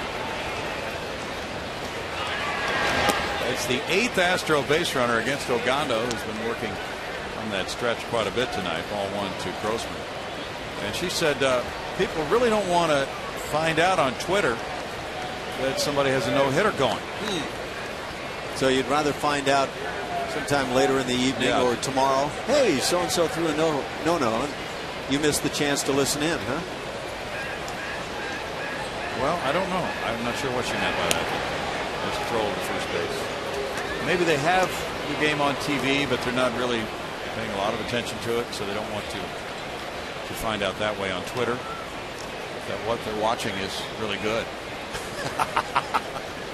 You think there should be like flashing text across the screen that says no hitter ongoing? Yes, that'd be very good. Fly ball to left center field. Gentry over. Now Marwin's going to go back and tag. And Gentry is getting it into second base. He was alert to that possibility. And he played it well. 2 outs. Well done on 2 fronts. Marwin Gonzalez kind of forces the issue right there. And the issue was handled well by Gentry in center field as he makes the catch immediately, releasing to the cutoff man right in line with second. Jimmy Paredes is the batter. He struck out and he popped the second.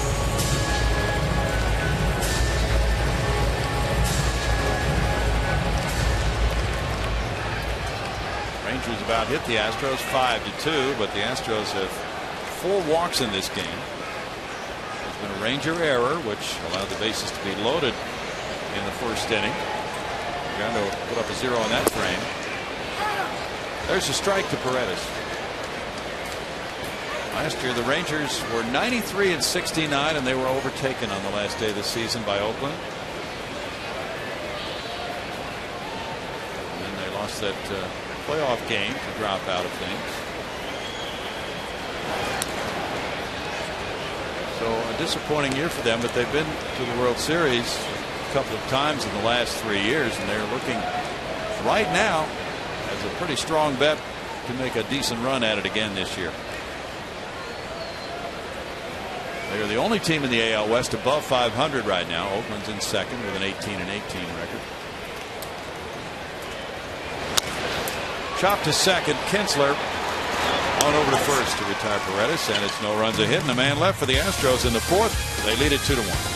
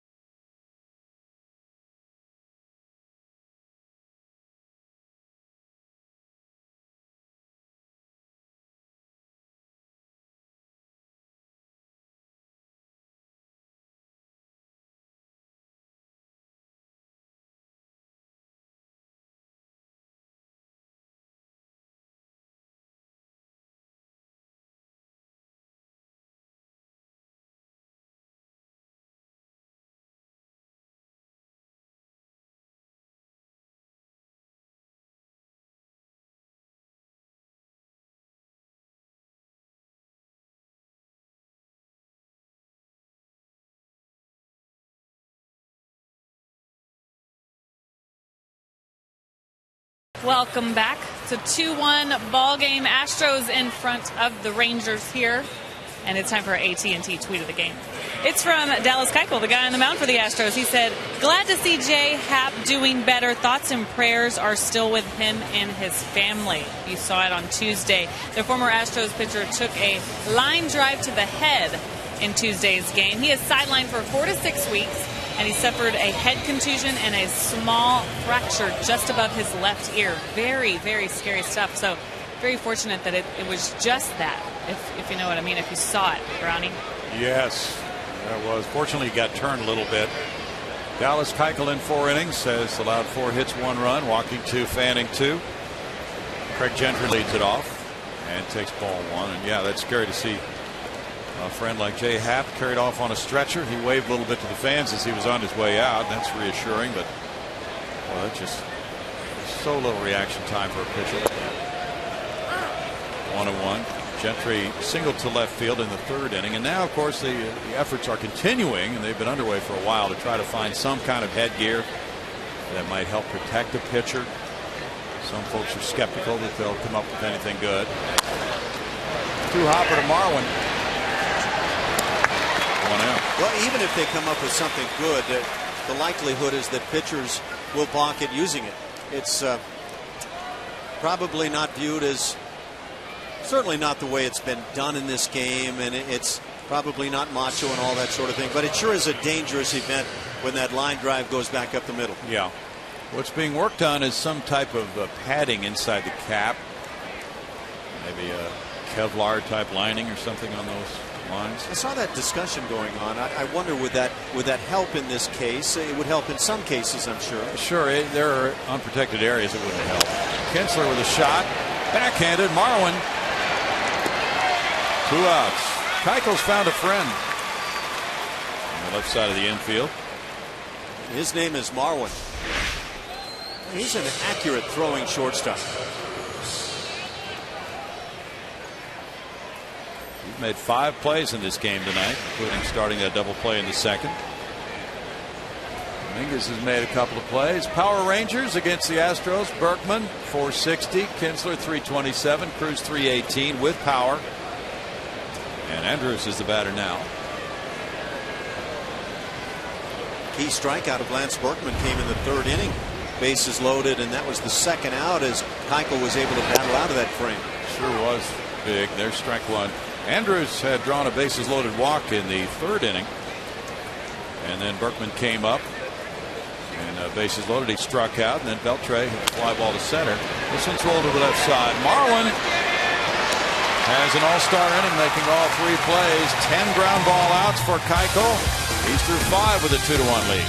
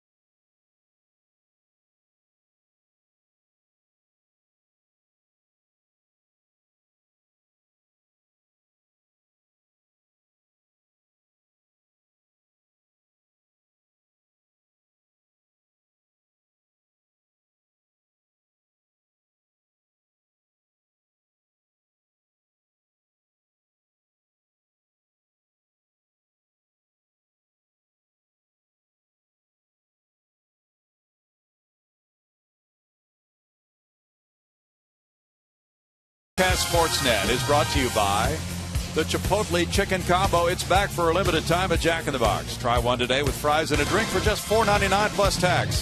And by the Mitsubishi Outlander Sport Limited Edition. Visit MitsubishiCars.com/tomorrow. 2-1 ball game. The Astros lead it. Jose Altuve swings at the first pitch. It's in the air for Mitch Moreland, but he cannot get to it. And foul ball. Altuve's had an 0-1 count. He is 1 for 2 in this game. He doubled and got things started with 1 out in the 3rd inning. And then he advanced to 3rd on a grounder, and he scored on a wild pitch, a very short wild pitch, just a few feet away from Giovanni Soto. That one gave the Astros a 2-1 lead, and that's the difference in this game right now. 0-2 for Ogando. Ogando needed only 6 pitches in the 4th inning. He's thrown 77 tonight.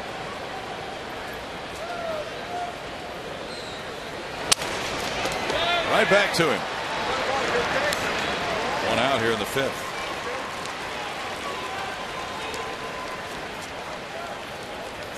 And it's Jason Castro batting. He struck out in the 1st and grounded out in the 3rd.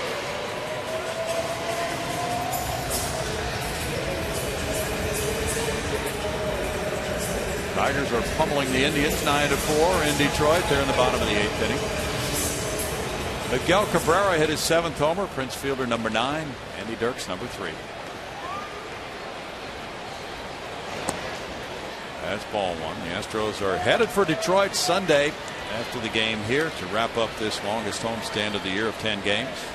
They'll have 3 with the Tigers and then an off day and 3 in Pittsburgh on the next road trip. Out to center field. Gentry moving back. 2 down for Ogando. And Carter will bat. Reds lead the Brewers in the top of the 7th in Cincinnati 3-2. Ryan Braun hit his 8th, and Gene Segura number 5 for Milwaukee. You know, the Angels are at that stage. People keep bringing up Gene Segura to them. They traded him for Zach Greinke last year. A lot of their supposedly mistakes keep getting brought up to them right now with their tough start. When you're not playing well, that's going to happen. It happens to all clubs. Strike to Carter. Carter's walked both times. The Blue Jays cannot win without Alan Ashby. They're 13-23, and they trail the Red Sox 5-0. Is that what it is? Yeah. 1-1. They have certainly had their problems. A team that some in Las Vegas picked as a likely World Series competitor this year. Well, 10 games under 500. That's not World Series like. Not happening right now. It's 2 balls and a strike. Bautista's never really cranked it up so far this year. Well, the last couple of seasons now, if you kind of go back from this point, have been a bit rugged at times. There's a shot on through into center field. Carter rips that one right through the box to give him a 4-game hitting streak. Swung the bat well, did Chris Carter in that Angels series, and shoots one back up the middle. He utilized right field for a hit last night. Nice to see him do that, and then if he can get the pitch that's in his wheelhouse, go ahead and turn it around to left field like he can so well. Off the glove of Ogando. You know, I was just going to ask you, with the swings you were talking about the last few nights, and that one, it seems like he's up the middle more now and making better contact. We'll see if that's the beginning of a trend.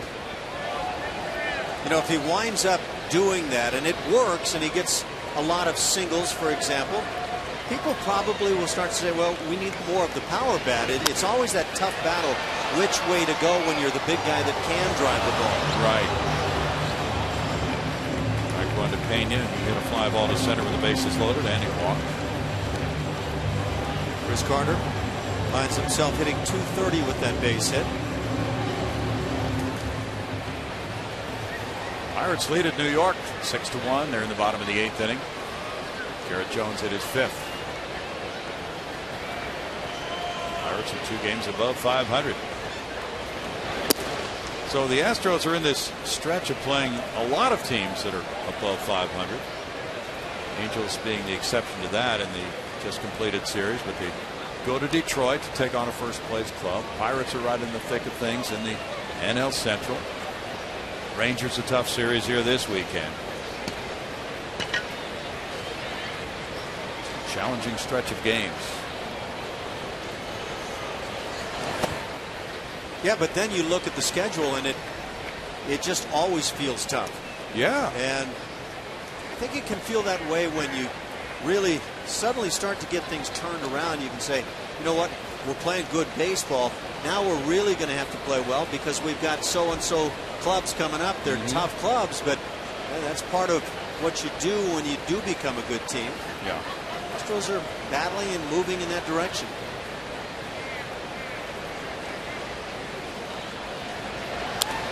Pena flicks it back, and it's a 2-ball, 2-strike count for Carlos. Padres lead 3-2. They're playing in St. Petersburg against the Tampa Bay Rays. Carlos Quentin hit his 3rd homer. Will Venable number 5. In that interleague series between 2 hotly contested rivals, San Diego and Tampa Bay. That's a natural rivalry, right? Geographical? Yeah. The Astros pitchers are doing some work. They're hitting and running the bases, getting ready for that interleague series in Pittsburgh. We're running from home to first today. You know, that's a real challenge. I mean, it can sound kind of silly, but when pitchers are not accustomed to coming out of the box or even laying down a bunt or whatever the case may be, it's quite a challenge. That's what they worked on. Even the relief pitchers were out there. Some of them took that big turn at first. Acted like they wanted to stretch a single. They're just bluffing. Carter will take off on 3-2. Moreland playing behind him. There's a bouncer to Moreland. 2 easy hops. That will account for out number 3. No runs a hit and a man left after 5. 2-1 Astros.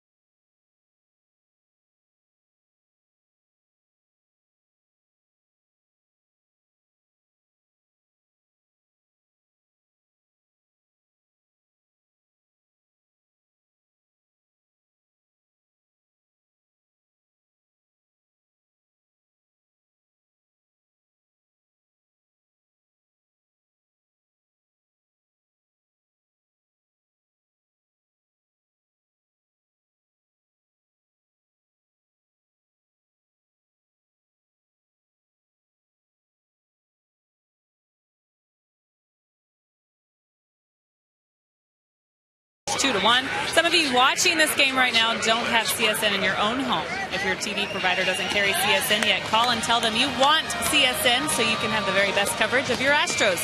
This is your network, Astros fans. You deserve it. To get the facts, go to iwantcsnhouston.com, guys. Thank you, Julia. 2-1. Lance Berkman leads it off in the 6th inning. He has struck out twice in this game. In the first series of the year, Lance reached base in 9 of his 12 plate appearances.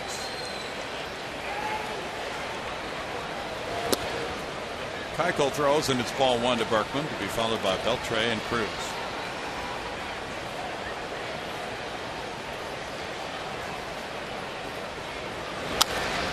Bounces this one on 1 hop. Matt Dominguez with the throw gets out number 1. A lot of work on the left side of the infield for Dallas Keuchel tonight. I would imagine that would be part of the routine time and time again, assuming Dallas takes advantage, and he's doing so tonight. But His style of pitching is lending to that ground ball on the left side, and you love it if you're the Astros. The double play despite the little bobble there.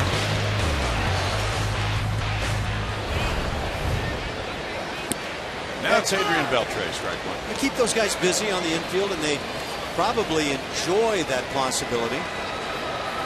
Those two guys on the left side of the infield have accounted for 10 outs of the 16 for Keuchel. Benefits on the inside edge. No balls, 2 strikes. There's been Marwin making those plays, starting that double play. And there's been Matt Dominguez with some strong throws. One of those in particular from deep behind third base. I love the shots of the major leaguers with their gloves, and they'll bite on the straps just like the little kids do. And I remember that feeling, getting that first real nice looking glove and the taste of the straps. All great stuff. One hopper back to Keuchel. Do you ever coat those with chocolate at all? Well, I never did, but I know that you did it that way. Yes. Yeah, that's a good way to do it. Come on out to Minute Maid Park, May 25th, for our annual Bayou Bash presented by Louisiana Association of Convention and Visitor Bureaus, with a special thanks to Budweiser. First pitch against the A's is at 6:10, but come out early for the live music, crawfish, and more. Call 1-877-9-ASTROS to get your tickets now. Nelson Cruz is the batter. He hit into that 6-4-3 double play we saw a moment ago, and he grounded to third. He's had multiple hit games in each of his last 4 at Minute Maid Park. But I did sleep with my glove. I remember that. Oh, yeah. Vividly. How did you break in a glove? Well, as a professional player, I had a variety of ways. One that I really liked was shaving cream. Oh. Just load it up with shaving cream and let that bad boy kind of marinate a little bit. And you get your razor out and shave the leather? Or you can keep it clean shaven or however you like. Okay. Deep drive to left field. That'll tie it. Nelson Cruz hits one high up on the glass wall. That is a monster shot. 2-2 game as Cruz unloads for the 8th time this season. And that's his 9th career homer against the Astros to tie it. I think it's fair to say Nelson Cruz didn't miss any of this one. Well, you keep pumping strikes, and the likelihood is somebody gets to you, but now you have to just keep going at that strike zone.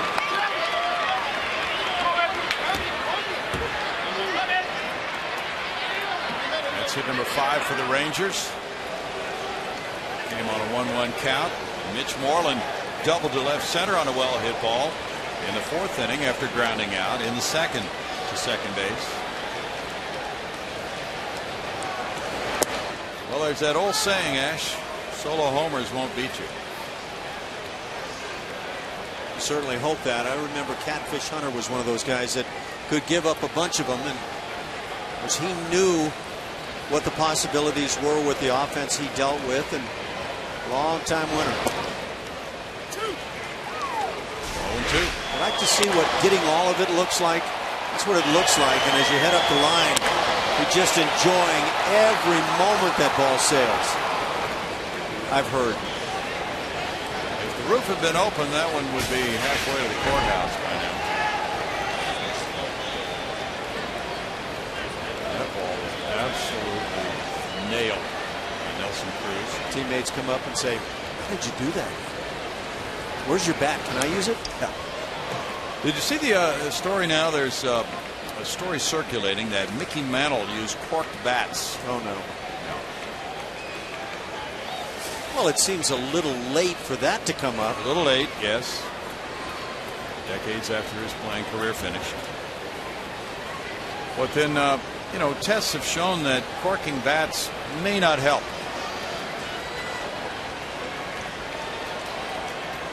I can honestly say I never used one in batting practice even. Moreland strikes out. That ends the top of the 6th inning. The Rangers get an awesome blast from Cruz to tie it 2-2.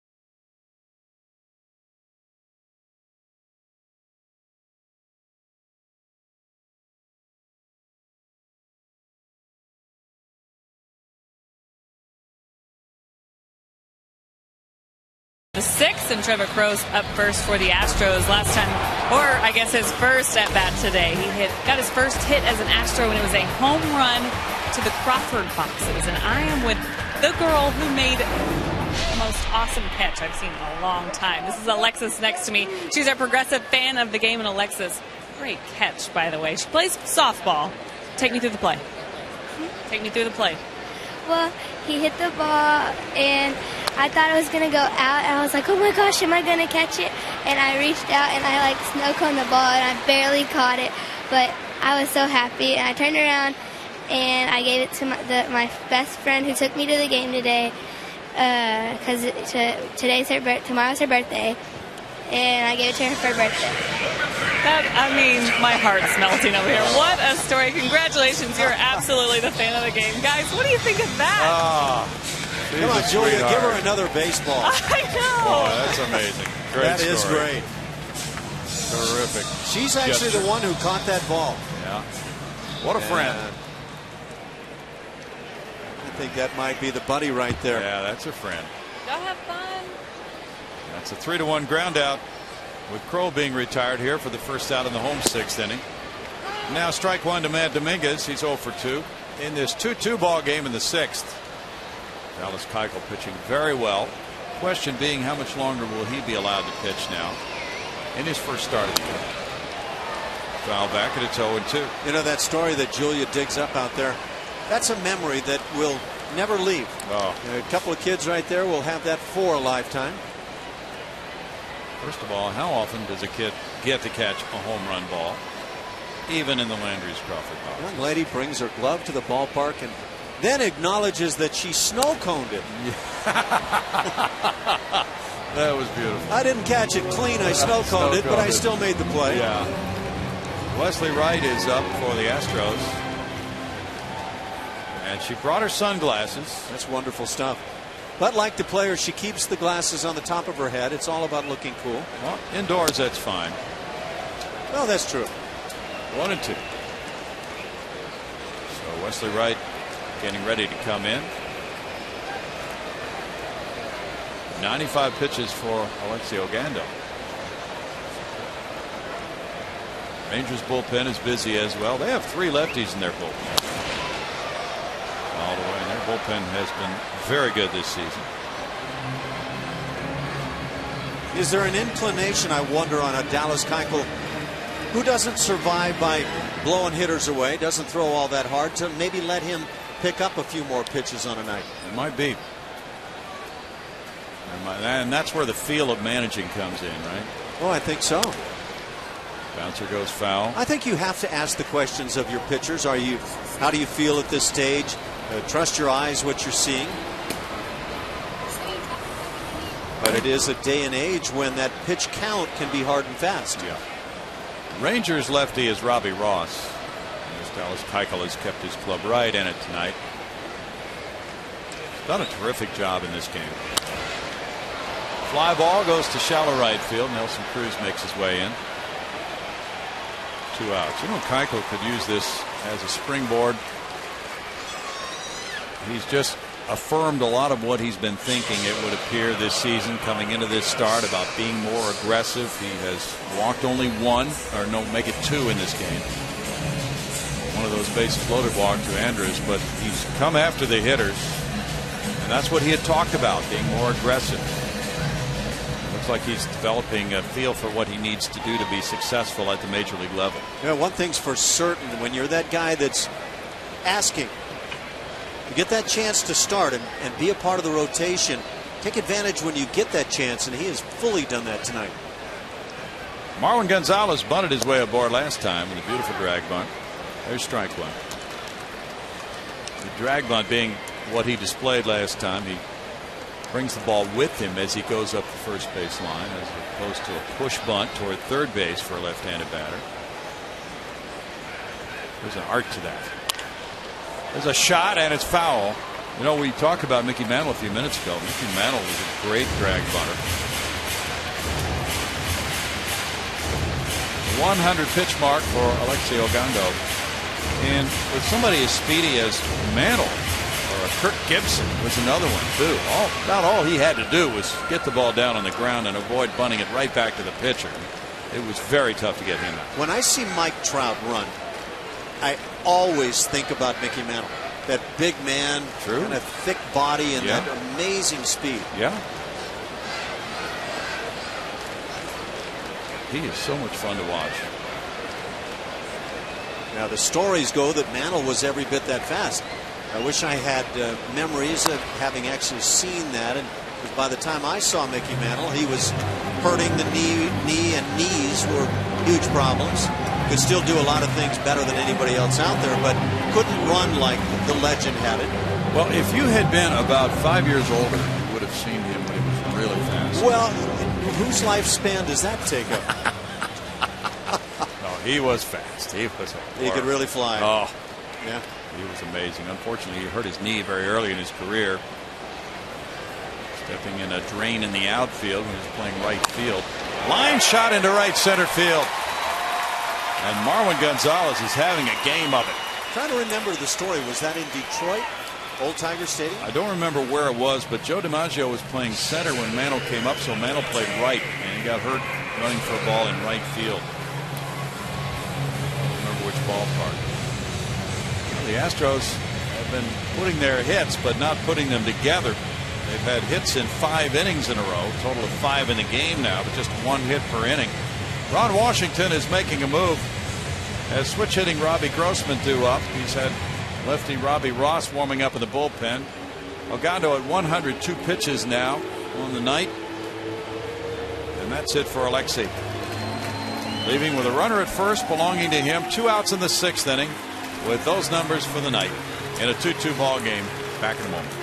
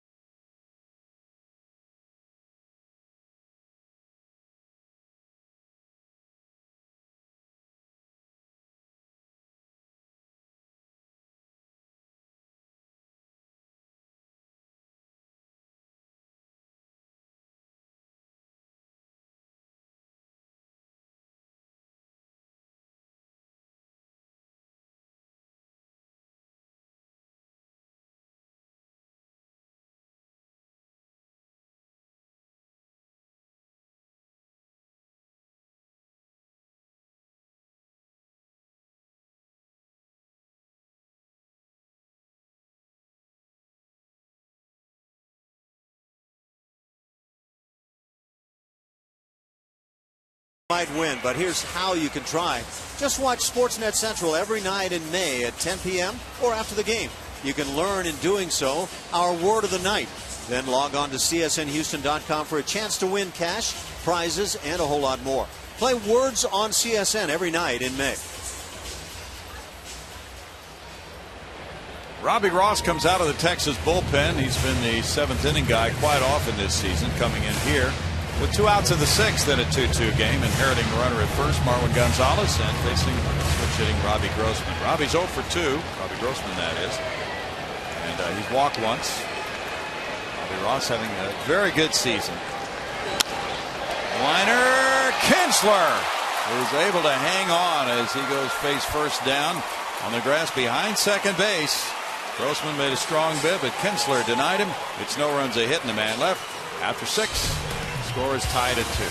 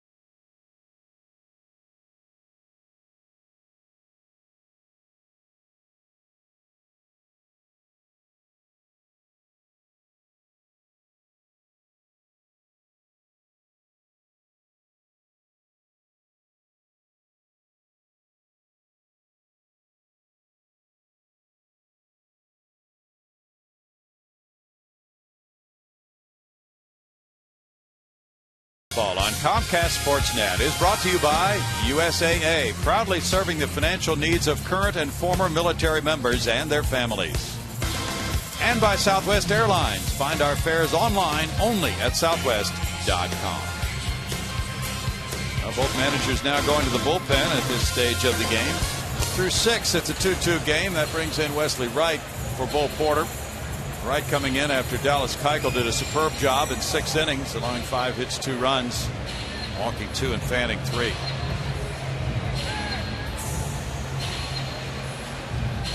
Wesley Wright on the year.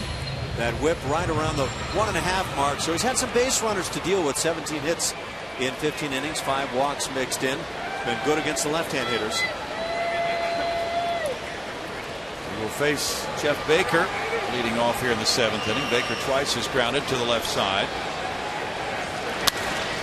Fly ball right field. Jimmy Paredes tracking it back near the wall. Paredes leaping at the wall, and that one is over the wall. A home run for Baker to the opposite field, giving the Rangers a 3-2 lead on the first pitch thrown by Wesley Wright. Number 4 of the year for Baker, giving him 7 runs batted in.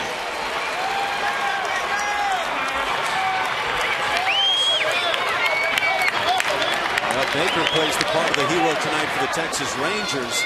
Nice effort by Paredes in right field. Went up and just could not come down with it.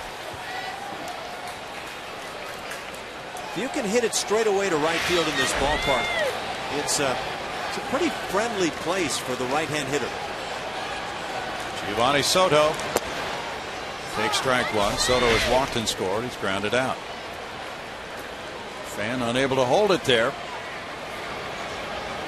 He tried to barehand it. With that glove going back there, you wonder, might Paredes have been able to make that play minus the fan? Yeah. Because without the fan leaning over the wall, it's perfectly legal. 0-2 to Soto. Keuchel delivers everything Bull Porter probably was hoping he would with the 6 solid innings, but now the Rangers grab the lead. They're first. Soto's down on strikes. 1 out for Wright, who came in last night but did not face a batter. Bend that one down under the knees.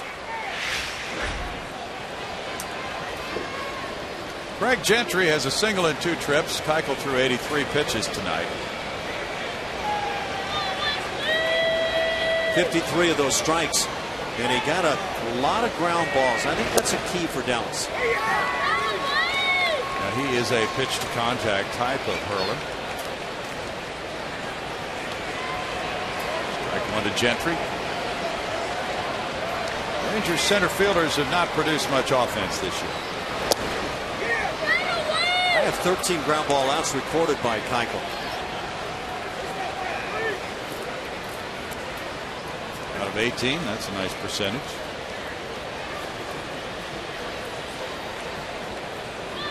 Gentry and Leonis Martin have been sharing center field this year. Ground ball, backhanded. Dominguez, quick throw over. He's back on his game. 2 outs.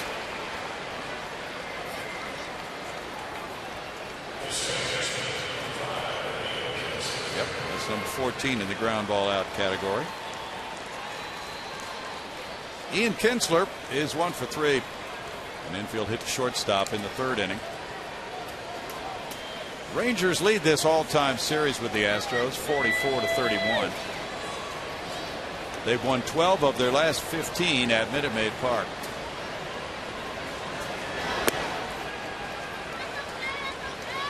Kinsler takes a look at it. It's ball 1 for Wesley Wright.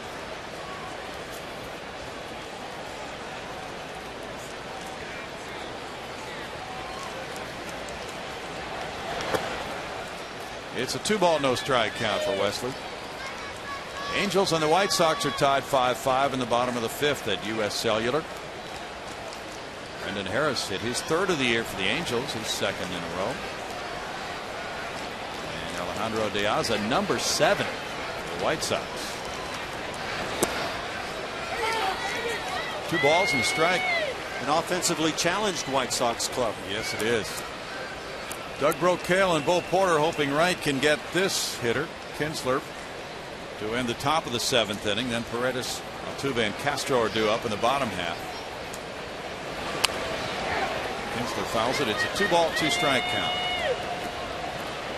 The Rangers have one of the top prospects. In fact, he's rated #1 by some services in the minor leagues. Jurickson Profar, shortstop, playing in the minor leagues. Kinsler is signed to a multi-year deal, and so is Elvis Andrus. So some think that they could use Profar as a trade chip if they want to later on in the season. Line shot, left center field, wide open spaces out there. Grossman, though, will cover up that gap. He'll have a play to make it second. Kinsler going, and the ball hits him and comes a few feet away. Altuve tried to grab it on the backhand side as Grossman was hurrying his throw. Kinsler hustles a double, his 10th of the year.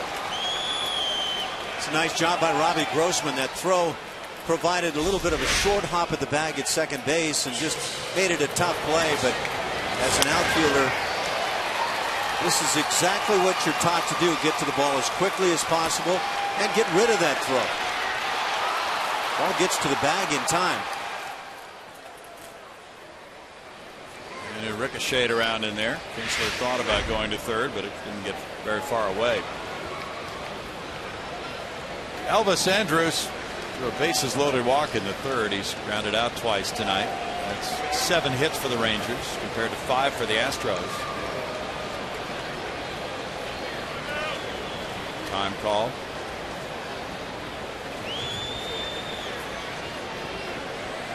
Phillies lead the Diamondbacks in Arizona 2-1. They're in the bottom of the 2nd. Jimmy Rollins hit his 2nd homer. Roy Halladay's hoping to have surgery and come back and pitch this year. Fly ball. Grossman back in center. In the 7th, the Baker home run gives the Rangers the lead. It's 3-2.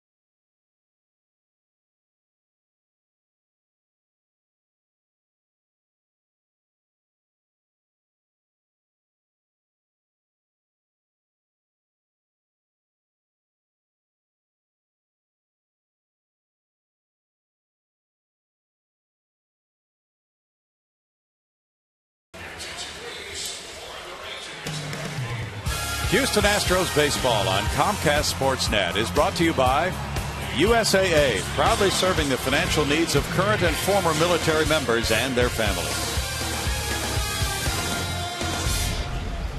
3-2 Texas as we go to the bottom of the 7th inning. We've got the Geico quote of the day.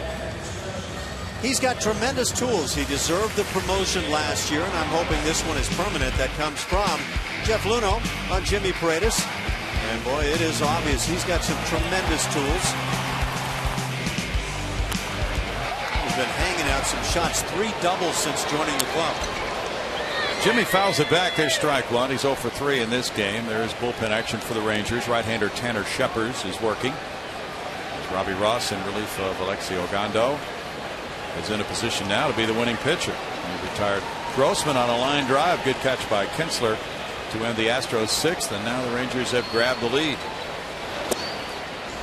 Loretta's not chasing there. It's a 1-ball, 1-strike count. David Murphy has checked in left field, replacing Jeff Baker. Baker hit the go-ahead homer in the top of the inning, and he leaves 1 for 3 tonight.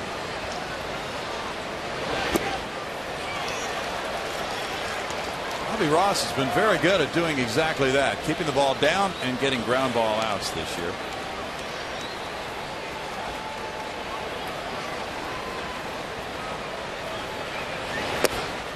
It's off the plate, and it's 2 balls, 2 strikes. Ross, a second-round pick by the Rangers in '08, is from Nicholasville, Kentucky. 24 years old. Pitched 58 times for Texas last year with very good numbers. He gets a strikeout. Number 4 for Rangers pitching tonight.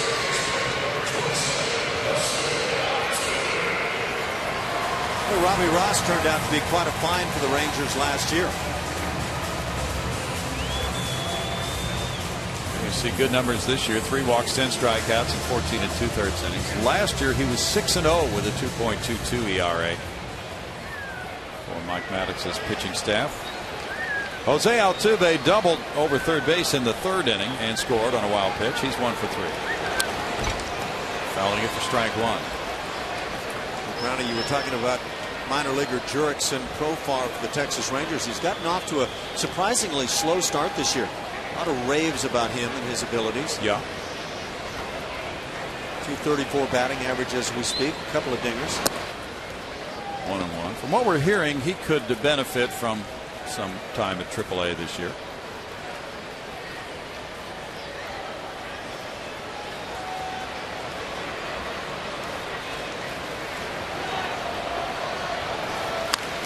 Ground ball goes foul. 1-2. Everybody's in a rush to see these top prospects, right? When's he going to be? I bet it's always been that way and probably always will. Profar, 20 years of age.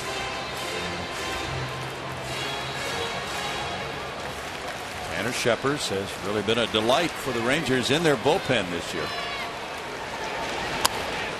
Ground ball goes foul, third base side. Still 1-2 to Altuve.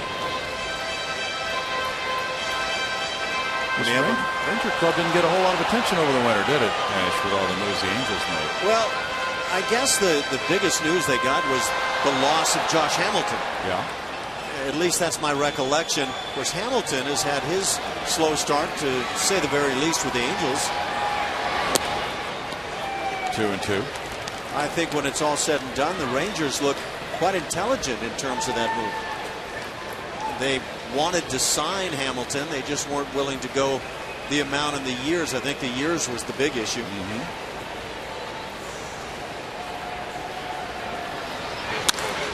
It's out to center field. Gentry. 2 outs. And Jason Castro comes up. Create memories, save money, and have fun with Astros baseball. No matter what your special event, we will create an experience your group is sure to remember. Call 1-877-9-ASTROS or visit Astros.com to find out more. John Maley, the hitting coach, came up and kind of high-fived Jose Altuve, and rightly so. That ball was rocked to right center. It was hit well. There's some fun in that suite as they watch Castro, who's 0 for 3, try to get on against Ross. Chris Carter is waiting. Castro takes strike 1. We talked about him last night as he came up against a left-handed reliever in the 8th inning. Scott Downs, and Castro single to center field. If I'm not mistaken, I think he had 2 hits against lefties last night, and that's a big turnaround from what he's done. You are correct. You got the other one against Jason Vargas, the starter. 1-1. I believe he entered the night hitting about 130 against lefties, so have a night like that, it can turn things around. It sure can, and just give him that mental reassurance that he can do it. 1 ball, 2 strikes for Robbie Ross. Ranger bullpen is 6-1 with a 2.85 ERA, 4th best bullpen ERA in the American League, and no blown saves. 10 for 10 in saves. So Nathan has been terrific this year, their closer. But setup guys deserve their share of credit too. 2 balls, 2 strikes. Ross has built on what he did last year. Shepard has just really fit into that niche of 8th inning guy. He had a 4.45 ERA last year, so you probably say that's been a surprise for them. First baseman has it, and Moreland takes care of it for out number 3. After 7, it's 3-2 Rangers.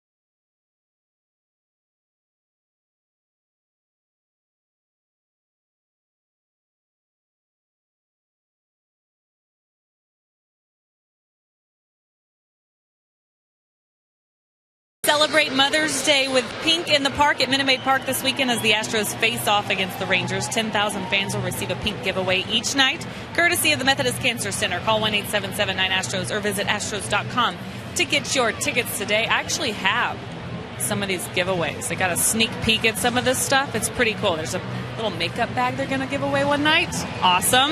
And this hat. Who doesn't love a pink Astros hat, guys? Gotta have one. Nice. Save a couple of those, Julia. There we go. You've got it formed perfectly there. You don't have to break it in or anything. It's ready. I'm ready. Oh, gorgeous. I really do like it. These are great. Don't forget your booth mates. I told you, my mom's coming. She's excited about pink giveaway night. Well, that's a nice gift. That's a start. It's a start anyway. You can build around it. Lance Berkman takes, and there's strike 1 for Wesley Wright. Lance has struck out twice and grounded out tonight.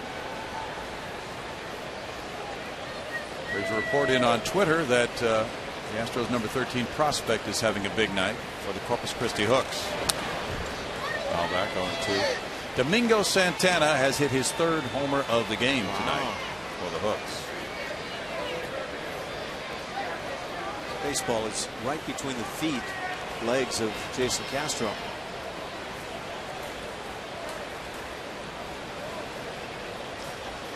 We were talking about Mickey Mantle earlier. Lance Berkman's right in that neighborhood. Mickey Mantle for slugging percentage. Switch hitter. Line shot left field corner. And that will skip and go to the wall. Picked up by Trevor Crow. Berkman in with a double. His 8th of the year. And Lance doesn't run at all like the Mick did. Just a good hitter. And he has that downward stroke from the right side of the plate. He'll backspin some balls with the best of them. I love him from the left side of the plate, though. Now, Bo Porter's coming out to make a change with right-handed hitting Adrian Beltre, and then Cruz to come up behind him. Here's the lefty Travis Blackley, but he's also had Paul Clemens. And it's going to be Clemens coming in with a score 3-2 Texas right after this.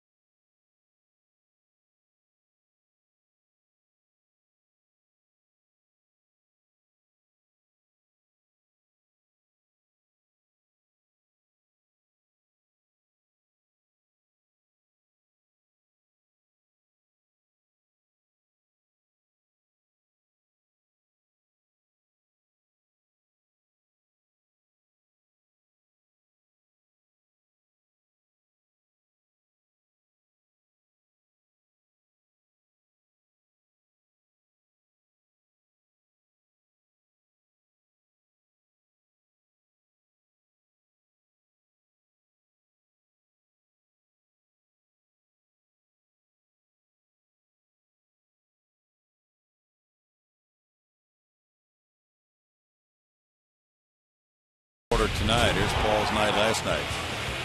Paul Clemens, a wicked curveball working last night as he gets Albert Pujols and Josh Hamilton. Good looking over the top job that he has. Goes hard to go with it. He's a guy who I think is itching to start, but doing a fine job in that bullpen for Bo Porter. So Bumber had a chance to come in last night as well. He had an encouraging performance. Clemens also had given up a home run last night before he got those 2 strikeouts. Gave up a homer to Brendan Harris, and that one tied the game for the Angels 3-3 as he entered the game in the 6th inning. Adrian Beltre has a runner at second, Berkman, and nobody out. Beltre's 1 for 3.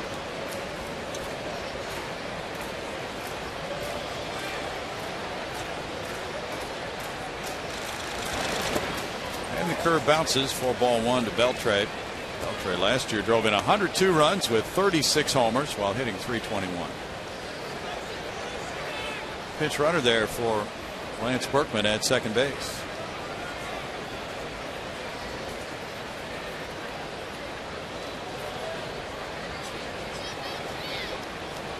It's Leonis Martin. Another speedy center fielder. Altuve shades up the middle. Clemens rocks one in the lower part of the strike zone at 95. That's an excellent pitch for a 1-1 count for Paul.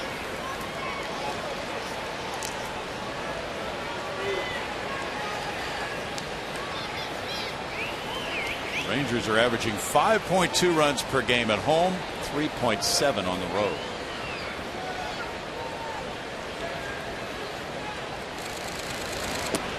Breaking ball hangs up and in, 2-1. And Dave Magadan, their hitting coach, said, well, really, we scored 10 runs in 1 road game. So other than that, our average is under 3 runs per game on the road this year. Rangers so far have a low strength of schedule. They have not played any playoff teams yet from last year.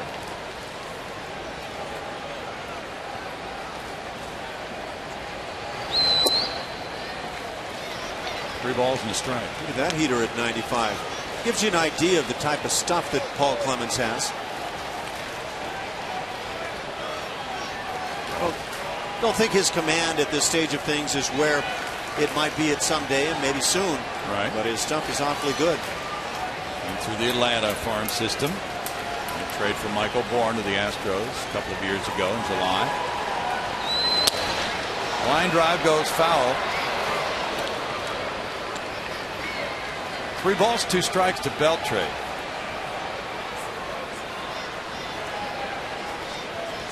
Beltre came up in the Dodgers system, then he was a Seattle Mariner.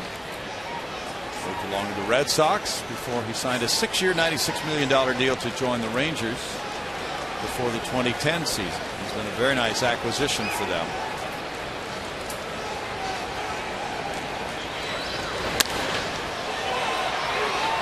Paredes comes over near the right field line. Pena's going back on it. Pena calling, and foul ball as he makes the catch. Here's the tag. Martin going to third, and he'll make it on out number 1. That was a long throw for Pena to make. It's a nice play, number 1, just getting back to make that catch. It's also a nice play by Martin with that tag up and moving up now with 1 out at third base. Yeah. I doubt that Lance Berkman would make that shot right there. Well, the other thing is, Paredes, who had a long run, had been able to get there and fairly early to establish to Martin that the outfielder was going to make that throw coming in. Maybe he doesn't tag and move on. I think you're on the money. I think that turns it around.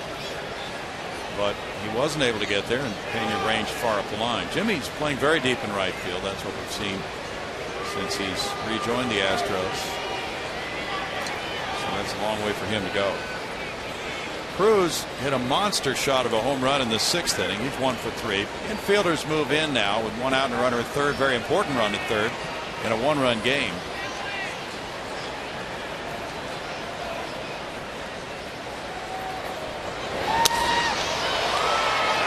deep enough, it would appear Trevor Crowe is going to circle. He's going to come in. It's not all that deep, actually.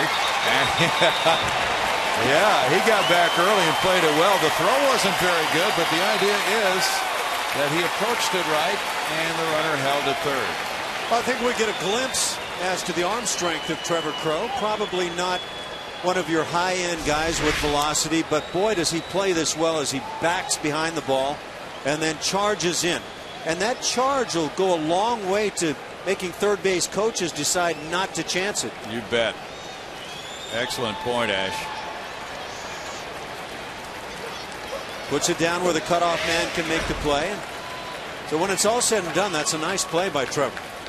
And a runner at third, 2 outs now, and Paul Clemens is coming out of this game after getting the outs on Beltre and Cruz, yielding to lefty Travis Blackley with the score 3-2 Texas. Back in a moment.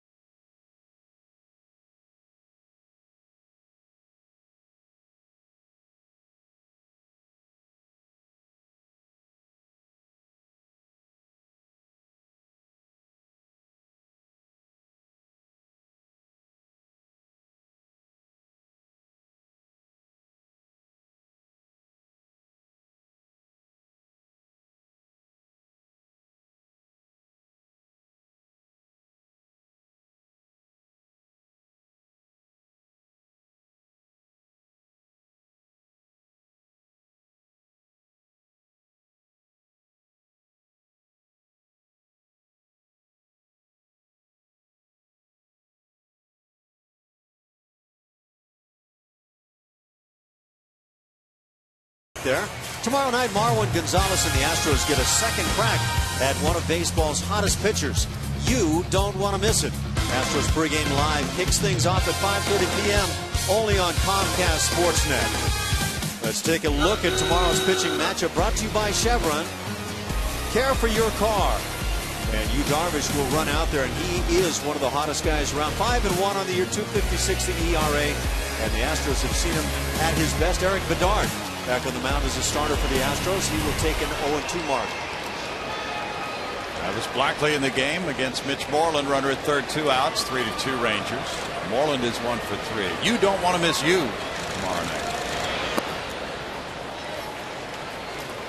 Well, you was something that you didn't want to miss the first time he pitched here. There were some hitters that probably would have loved to have had a chance to miss that one. He was just plain filthy. Good job by Paul Clemens. Now pitch runner at third, Martin, hoping that Moreland can come through. Blackley has other ideas and gets a swing and a miss for a 1-1 count. David Murphy's on deck. Those are the numbers on the Aussie. A 4.09 ERA and no decisions. Come in to get that one left-handed bat. Well, you have to absolutely get that guy. Tanner Scheppers is warming up in the bullpen. The Rangers are 1 for 8 with runners in scoring position.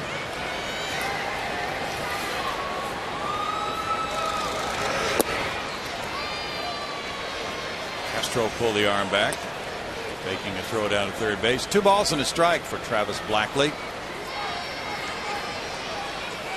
Nice bluff there by Castro, but Dominguez was nowhere near the bag.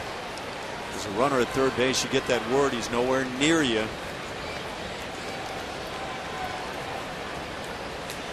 Blackley got 2 outs in last night's game. Had a strikeout, had an intentional walk, gave up a sac fly.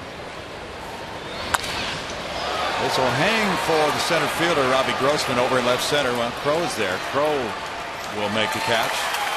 And in the 8th inning, The Rangers are denied that run they wanted to post for insurance. It's 3-2 still, Texas.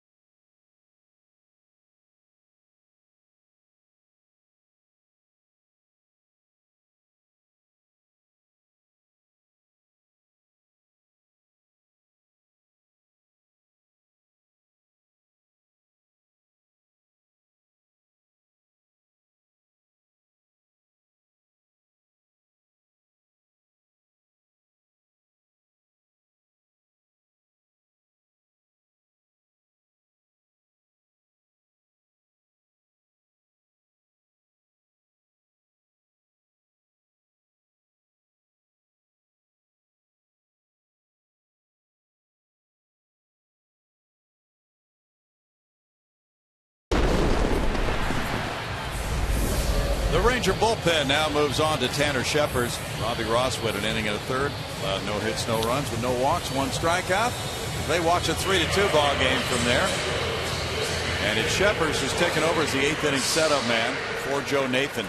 Coming in for the bottom of the 8th. Carter Pena and Crow due up for Houston. Tanner Scheppers, supplemental pick after the first round in the 09 draft from Mission Viejo, California. Brings very good numbers to the mound. 2-0 with a 0.53.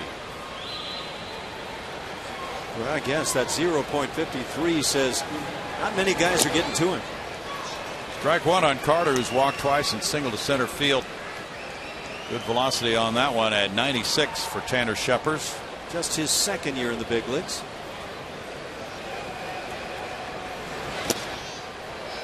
It's no balls, 2 strikes for Scheppers. Yeah, if you have a hard time laying off the high heat, this is going to be a fastball that's very tough to get to. 97 on that one. Scheppers went to Fresno State. And that strike 3 call.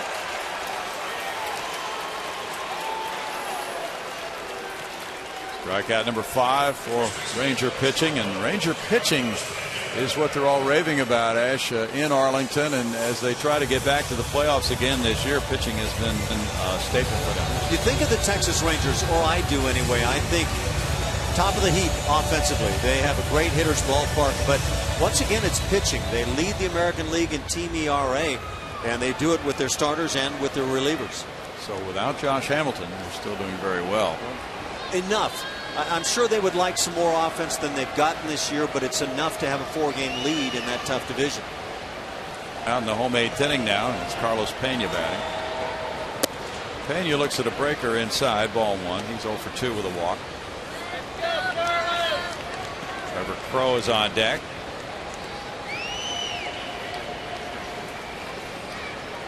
Ian Kitzler's out in shallow right field.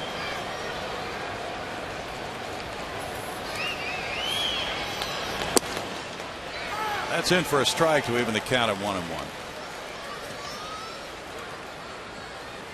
Rangers are the only major league team without a blown save in 2013.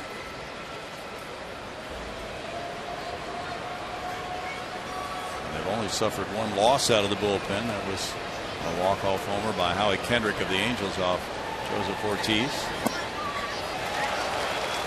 It's 1-2 now.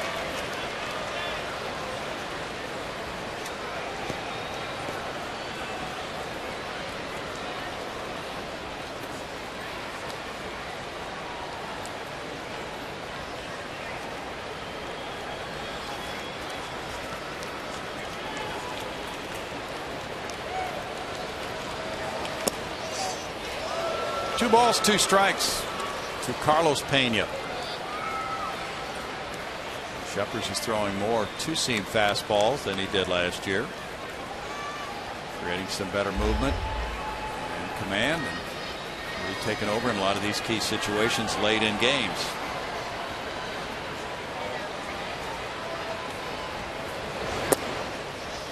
Pena looks at that one, and it's a 3-ball, 2-strike count. The Astros just got their first come-from-behind win of the season a couple of nights ago.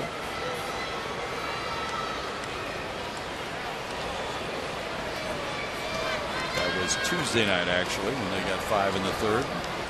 Beat the Angels 7-6. After 32 games, unable to turn that feat. Kinsler on the outfield grass throws, but he just barely got him. He almost pulled Moreland off the base. 2 outs. He didn't really charge that ball all that aggressively. He had time, but that was based on the throw being accurate. Carlos just simply rolled over that pitch that was up in the zone for him.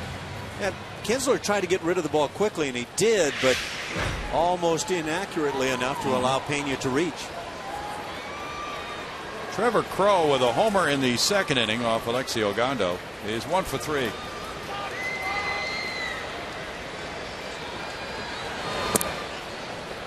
It's at the knees for strike 1.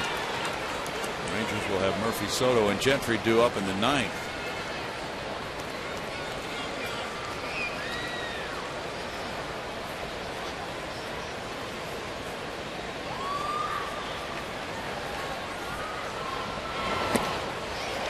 No balls, 2 strikes for Tanner Shepard. Rangers tonight are playing in their 4th different city in 6 days. They've been at home in Arlington. They've been at Wrigley Field in Chicago. They've been in Milwaukee. When this trip is over for them, they will have played 25 games on the road and only 15 at home. They go to Oakland next. Strike 3, and Shepard has a 1-2-3 8th inning, sending this 1-run game to the 9th with the Rangers in front 3-2.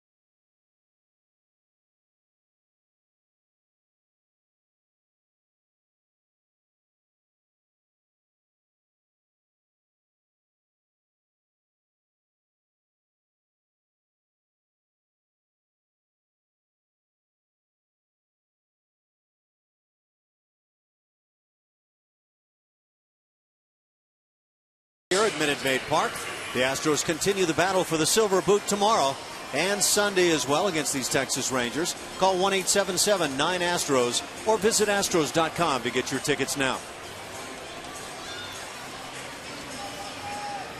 1-run ball game moving to the 9th inning. Travis Blackley on the mound. David Murphy at the plate. David up for the first time. He's a Houston native and went to Klein High School and then Baylor University. He entered the game in left field for Jeff Baker. Joe Nathan warming up for Texas. 185 and a slow start for Murphy. 2 homers, 7 runs batted in for David.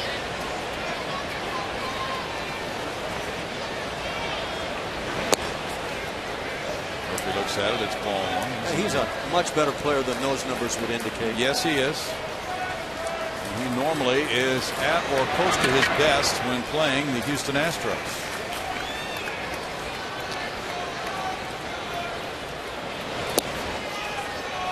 It's a 2-ball, no strike count to Murphy.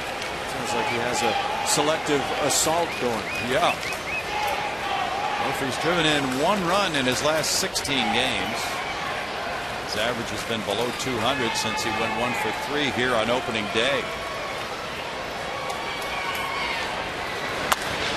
Fly ball at the right center field. Well hit. Paredes going for it. Grossman going for it. And Murphy will take the tour. Murphy goes deep. And it's 4-2 Texas. Number 3 of the year for David Murphy in his 109th at bat. Well, that's a big blow for the Texas Rangers and a tough one to take for Bo Porter and gang. After that previous inning, the 8th inning, the Astros pitching did a nice job holding Lance Berkman. Eventually a pinch runner there, but after the leadoff double, the Rangers unable to score. 3 long balls for the Rangers tonight. Cruz, Baker, now Murphy, and there's a shot backhanded by Dominguez. Long throw to first to get Soto. 1 out. Matt Dominguez is back to his self tonight defensively, but David Murphy, this is a whole lot closer to the guy that we've watched through the years. Very good player for Texas, and sneaks 1 out. Both left fielders in the game, Baker and Murphy, have homered. Baker hit his in the 7th to give the Rangers a 3-2 lead. Murphy makes it 4-2 here in the 9th. Greg Gentry's the batter. He's 1 for 3. Strike to Gentry.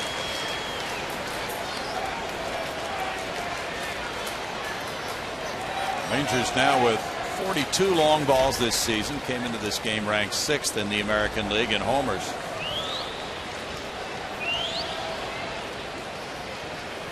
Win tonight would make Texas 3-1 in this ballpark this year. Foul back. No balls, 2 strikes. The Astros have Dominguez, Gonzalez, and Grossman due up in the bottom of the 9th.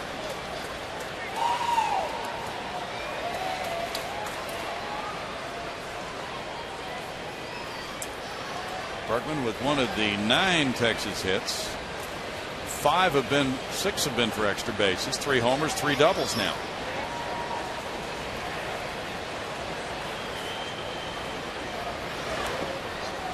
Bounces up there for ball 1 from Travis Blackley.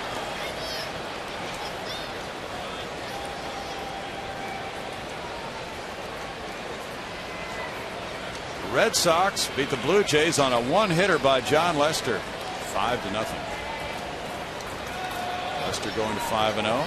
He beat Ramon Ortiz, inserted in the Blue Jays rotation. Ramon was one of 4 starting pitchers at AAA Syracuse for the Blue Jays, all of whom were born in the 70s. And yikes. J. Happ, yeah, really. Well, the Red Sox are pretty well equipped at the top of that starting rotation with Lester and Buchholz.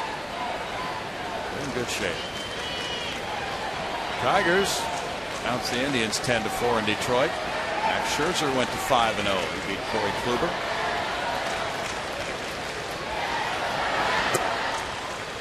Two balls, 2 strikes. Talk about well equipped. That Tigers rotation is awfully tough. We got to look at that, didn't we? Day after day. I mean, you feel like you're facing a top of the rotation guy. Pirates beat the Mets 7-3. Wandy Rodriguez went to 3-2 with that win over Sean Markham was 0-3. Jason Grilli got save number 14.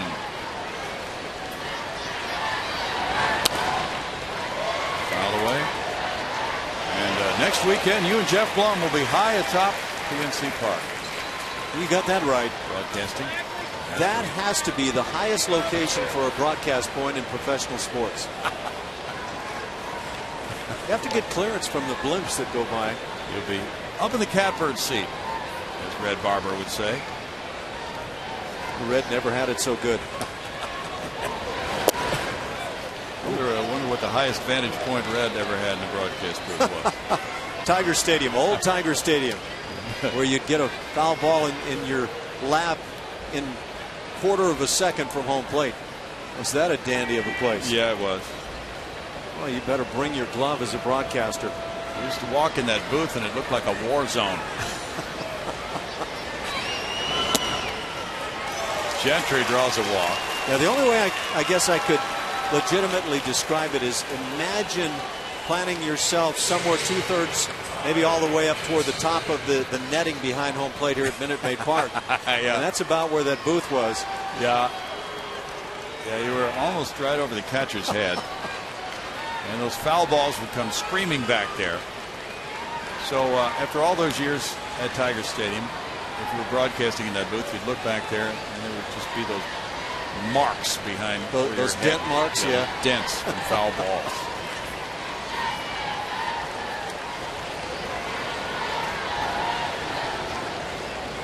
Now Ian Kinsler, as the throw goes to first. Whoa, it sails off Pena's glove. He was surprised by that one. He got leather on it, prevented the throwing error from Blackley. Alex Cobb had an interesting night tonight against the Padres for Tampa Bay. He struck out a career high 13, but failed to make it through 5. 13 strikeouts in less than 5 innings. First pitcher in Major League history to fan 13 without making it through 5. Well, that means he got 14 outs. Yeah, that's true. Wow. Only 4 2/3 innings. Who was the Little League team he was up against? That sounds like Little League line. The Padres. See, I didn't have that kind of evil intent.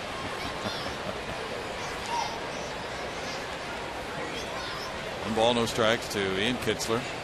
So Cobb surrendered 3 runs on 5 hits and a pair of walks in 4 2/3 innings. He had a balk, hit a batter, and threw a wild pitch. He generated an absolutely astounding 23 swings and misses on the evening, 21 of them on his changeup. Wow. There are some good changeups on that staff for Tampa Bay.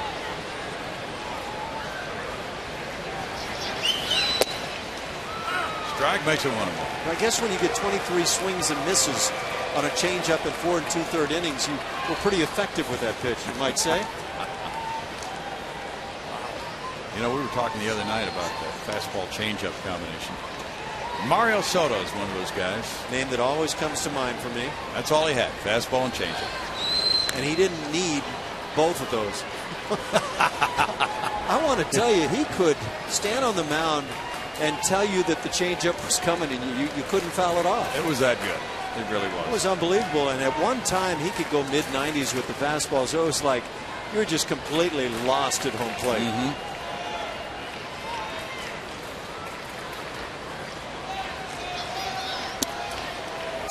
Strike makes it 1-2. Difference is you see a lot of pitchers throw the changeup, and it's not the best of arm speed coming through. Yeah. And as a hitter, you have an easy adjustment. But when you get that rare guy that gives you equal or better arm speed on the changeup than he does on the fastball, that's when you've got problems. And Johnny Cueto of the Reds has worked with Mario Soto on his changeup. Fly ball left field. Trevor Crowe moving in. 2 down. Elvis Andrus will be next. The Mariners lead the Athletics 2-0 in Seattle. They're in the bottom of the 3rd inning. Nationals beat the Cubs 7-3. Ross Detweiler won that one, beating Jeff Samardzija. Ian Desmond hit his 5th home run. That's 5 wins in a row for the Nationals. They're 20-15. What kind of changeup does Volquez have? Does he have a pretty good one? Yeah. Edinson Volquez, yeah, so he might have benefited from Soto also when he was there. You know, with a name like that, Volquez, he should really, by all rights, feature that Vulcan changeup. You've heard that term before. The Vulcan, yeah. I think people should name their changeups, don't you? Oh, that's actually a great idea. Guys I know through the years have named their fastball or curveball. Have they? Nolan Ryan used to call his curveball the Anaconda. Oh, I hadn't heard that. Yeah. Anaconda. I like it. What was his fastball called? I don't even remember right now. I'm going to assume he called it the Express. Well, but I don't recall hearing that come out of his mouth. Maybe so. But yeah, every once in a while he'd have that curveball really working, and he'd strike somebody out with it, and he'd talk about the anaconda that he broke out.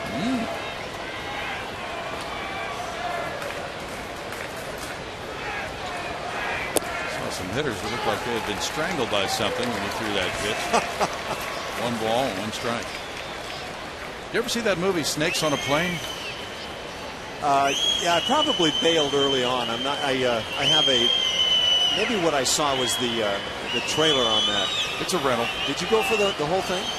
Not quite. All but the credits.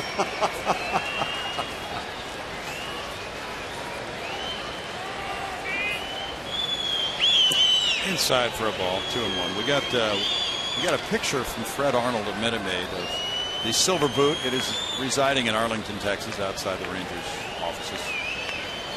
We got to get that thing back. Yeah. It's a traveling trophy.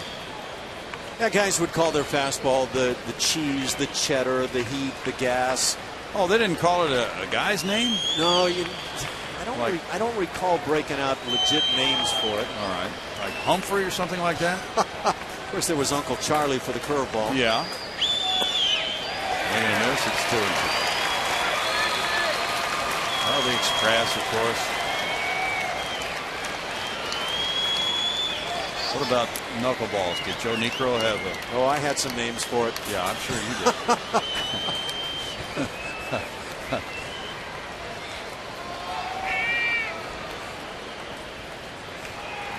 Joe just threw it and laughed. That was a vicious pitch. Oh, threw it so hard.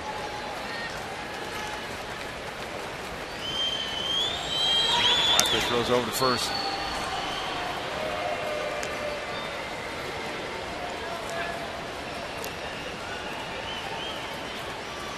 Leonis Martin is on deck. He pinch ran for the DH, Lance Berkman, in the 8th inning. Ron Washington has gone to his bench a few times tonight. He's had this Ranger club running this year, too.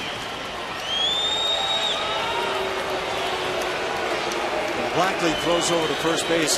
That body starts leaning before he ever otherwise commits in that direction. But I wonder, as a runner at first base, how easily or maybe difficult that is to see. Eric Young will pick up on it. Meanwhile, he probably can pick up on just about anything a pitcher does. He does. He looks for that stuff. Ground ball. Dominguez to his left. Gets it to Altuve for the force play on Gentry. It's 1 run, 1 hit. The Murphy home run gives the Rangers a 4-2 lead in the middle of the ninth.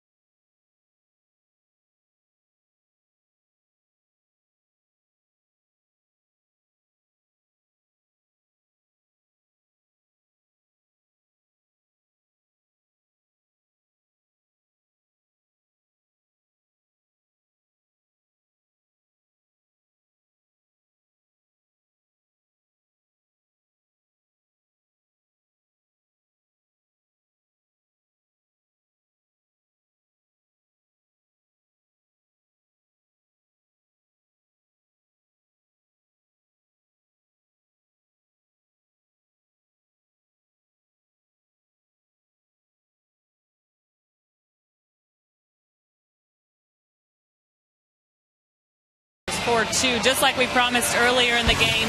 It's Miller time, brought to you by Miller Lite. And it happened in the bottom of the third. Jose Altuve gets on, but later with a huge heads-up play. Check this out. Scores on a wild pitch to put the Astros up 2-1. Like Bo Porter always says, it's just another day at the office for Jose Altuve, guys. We've had so much fun watching him this year. And hopefully he'll be headed back to the All-Star game. Bottom of the ninth inning is coming, and that means Joe Nathan time for the Rangers with a 2-run lead. He's 1-0 with a 1.50 ERA. He's 9 for 9 in saves. That ERA indicates that he is all the way back. 1.5 under Ernie. Just 12 base runners in 12 innings. It's good stuff. 13 strikeouts. He still has the big strikeout pitch. Had a fine year last year. He was 37 of 40 in saves. For a 92.5% save delivery ratio. That's the third best in the American League. Had Tommy John surgery in 2010. He missed all of that year. Matt Dominguez leads it off.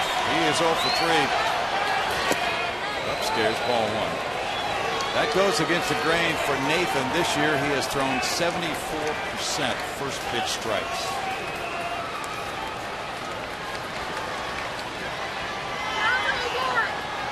Gonzalez is on deck.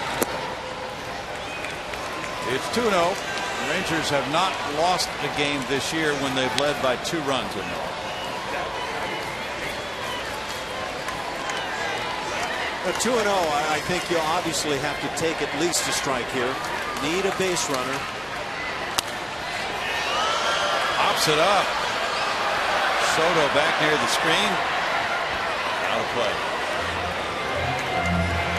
Get a good pitch, go ahead and hit it. I'm not sure how that might be played out. Nice gesture by Reed. Is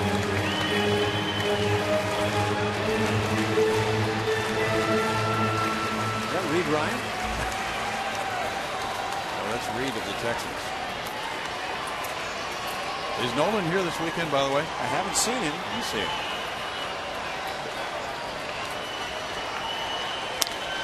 Fly ball, left center field. Murphy waiting for it. That's 1 out for Nathan. Astros have not had a hit since the 6th inning single by Marwin Gonzalez.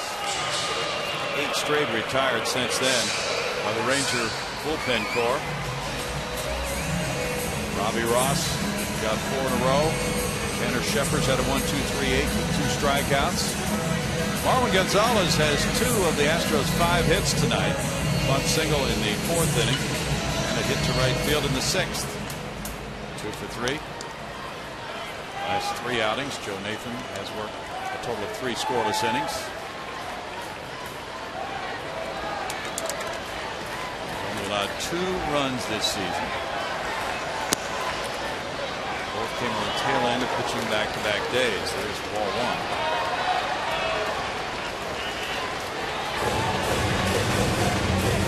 What that meeting would be about. Gets the first man, and this is the strike zone. Time to chat. Good ball 1 on both his first 2 hitters. That's not the usual pattern for Nathan this year. So I guess when things are going really, really well, you have a meeting at the mound when the guy throws ball 1. I wonder if some catchers have that tendency, the need to go out to the mound, superstition, whatever. Worked last time. Yeah. Now it's 2-0. That's what it was on Dominguez. And then he hit a foul ball and then a fly ball. This fly ball goes to center. Gentry waiting. And now it's going to be Robbie Grossman with 2 outs in the 9th inning. That's 9 straight set down by the Ranger bullpen. Very impressive work for Ross, Shepard, and Nathan. Grossman's 0 for 3 with a walk. He blistered a line drive in the 6th inning, but it was caught by a leaping Kinsler. Jimmy Paredes coming out to the on-deck circle as the Astros try to stir up trouble against Nathan with 2 outs in the 9th.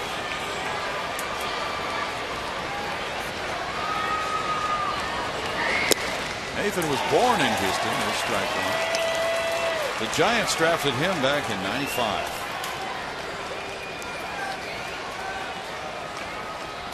Went to a Division III college in New York. He signed as a shortstop. It's 1-1. Came to the big leagues with the Giants in '99. And then he had a long run with the Minnesota Twins, becoming their closer from '04 through '09.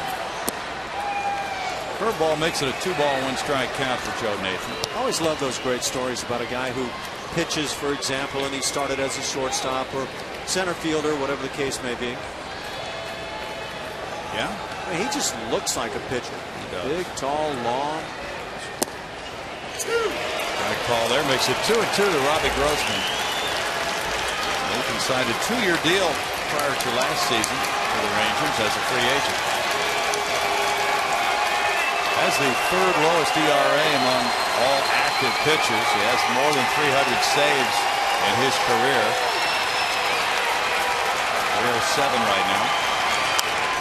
Fouled away by Grossman. Nathan closed out the 4-0 win for Alexi Ogando here on April 3rd. As of now, Robbie Ross gets the win tonight. And if he does, he's 7-0 as a major leaguer.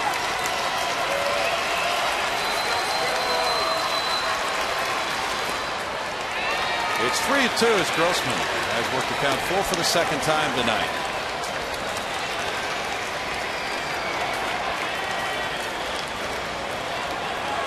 And Nathan has to be thinking to himself, the worst thing I can do is issue a walk right here. Yep.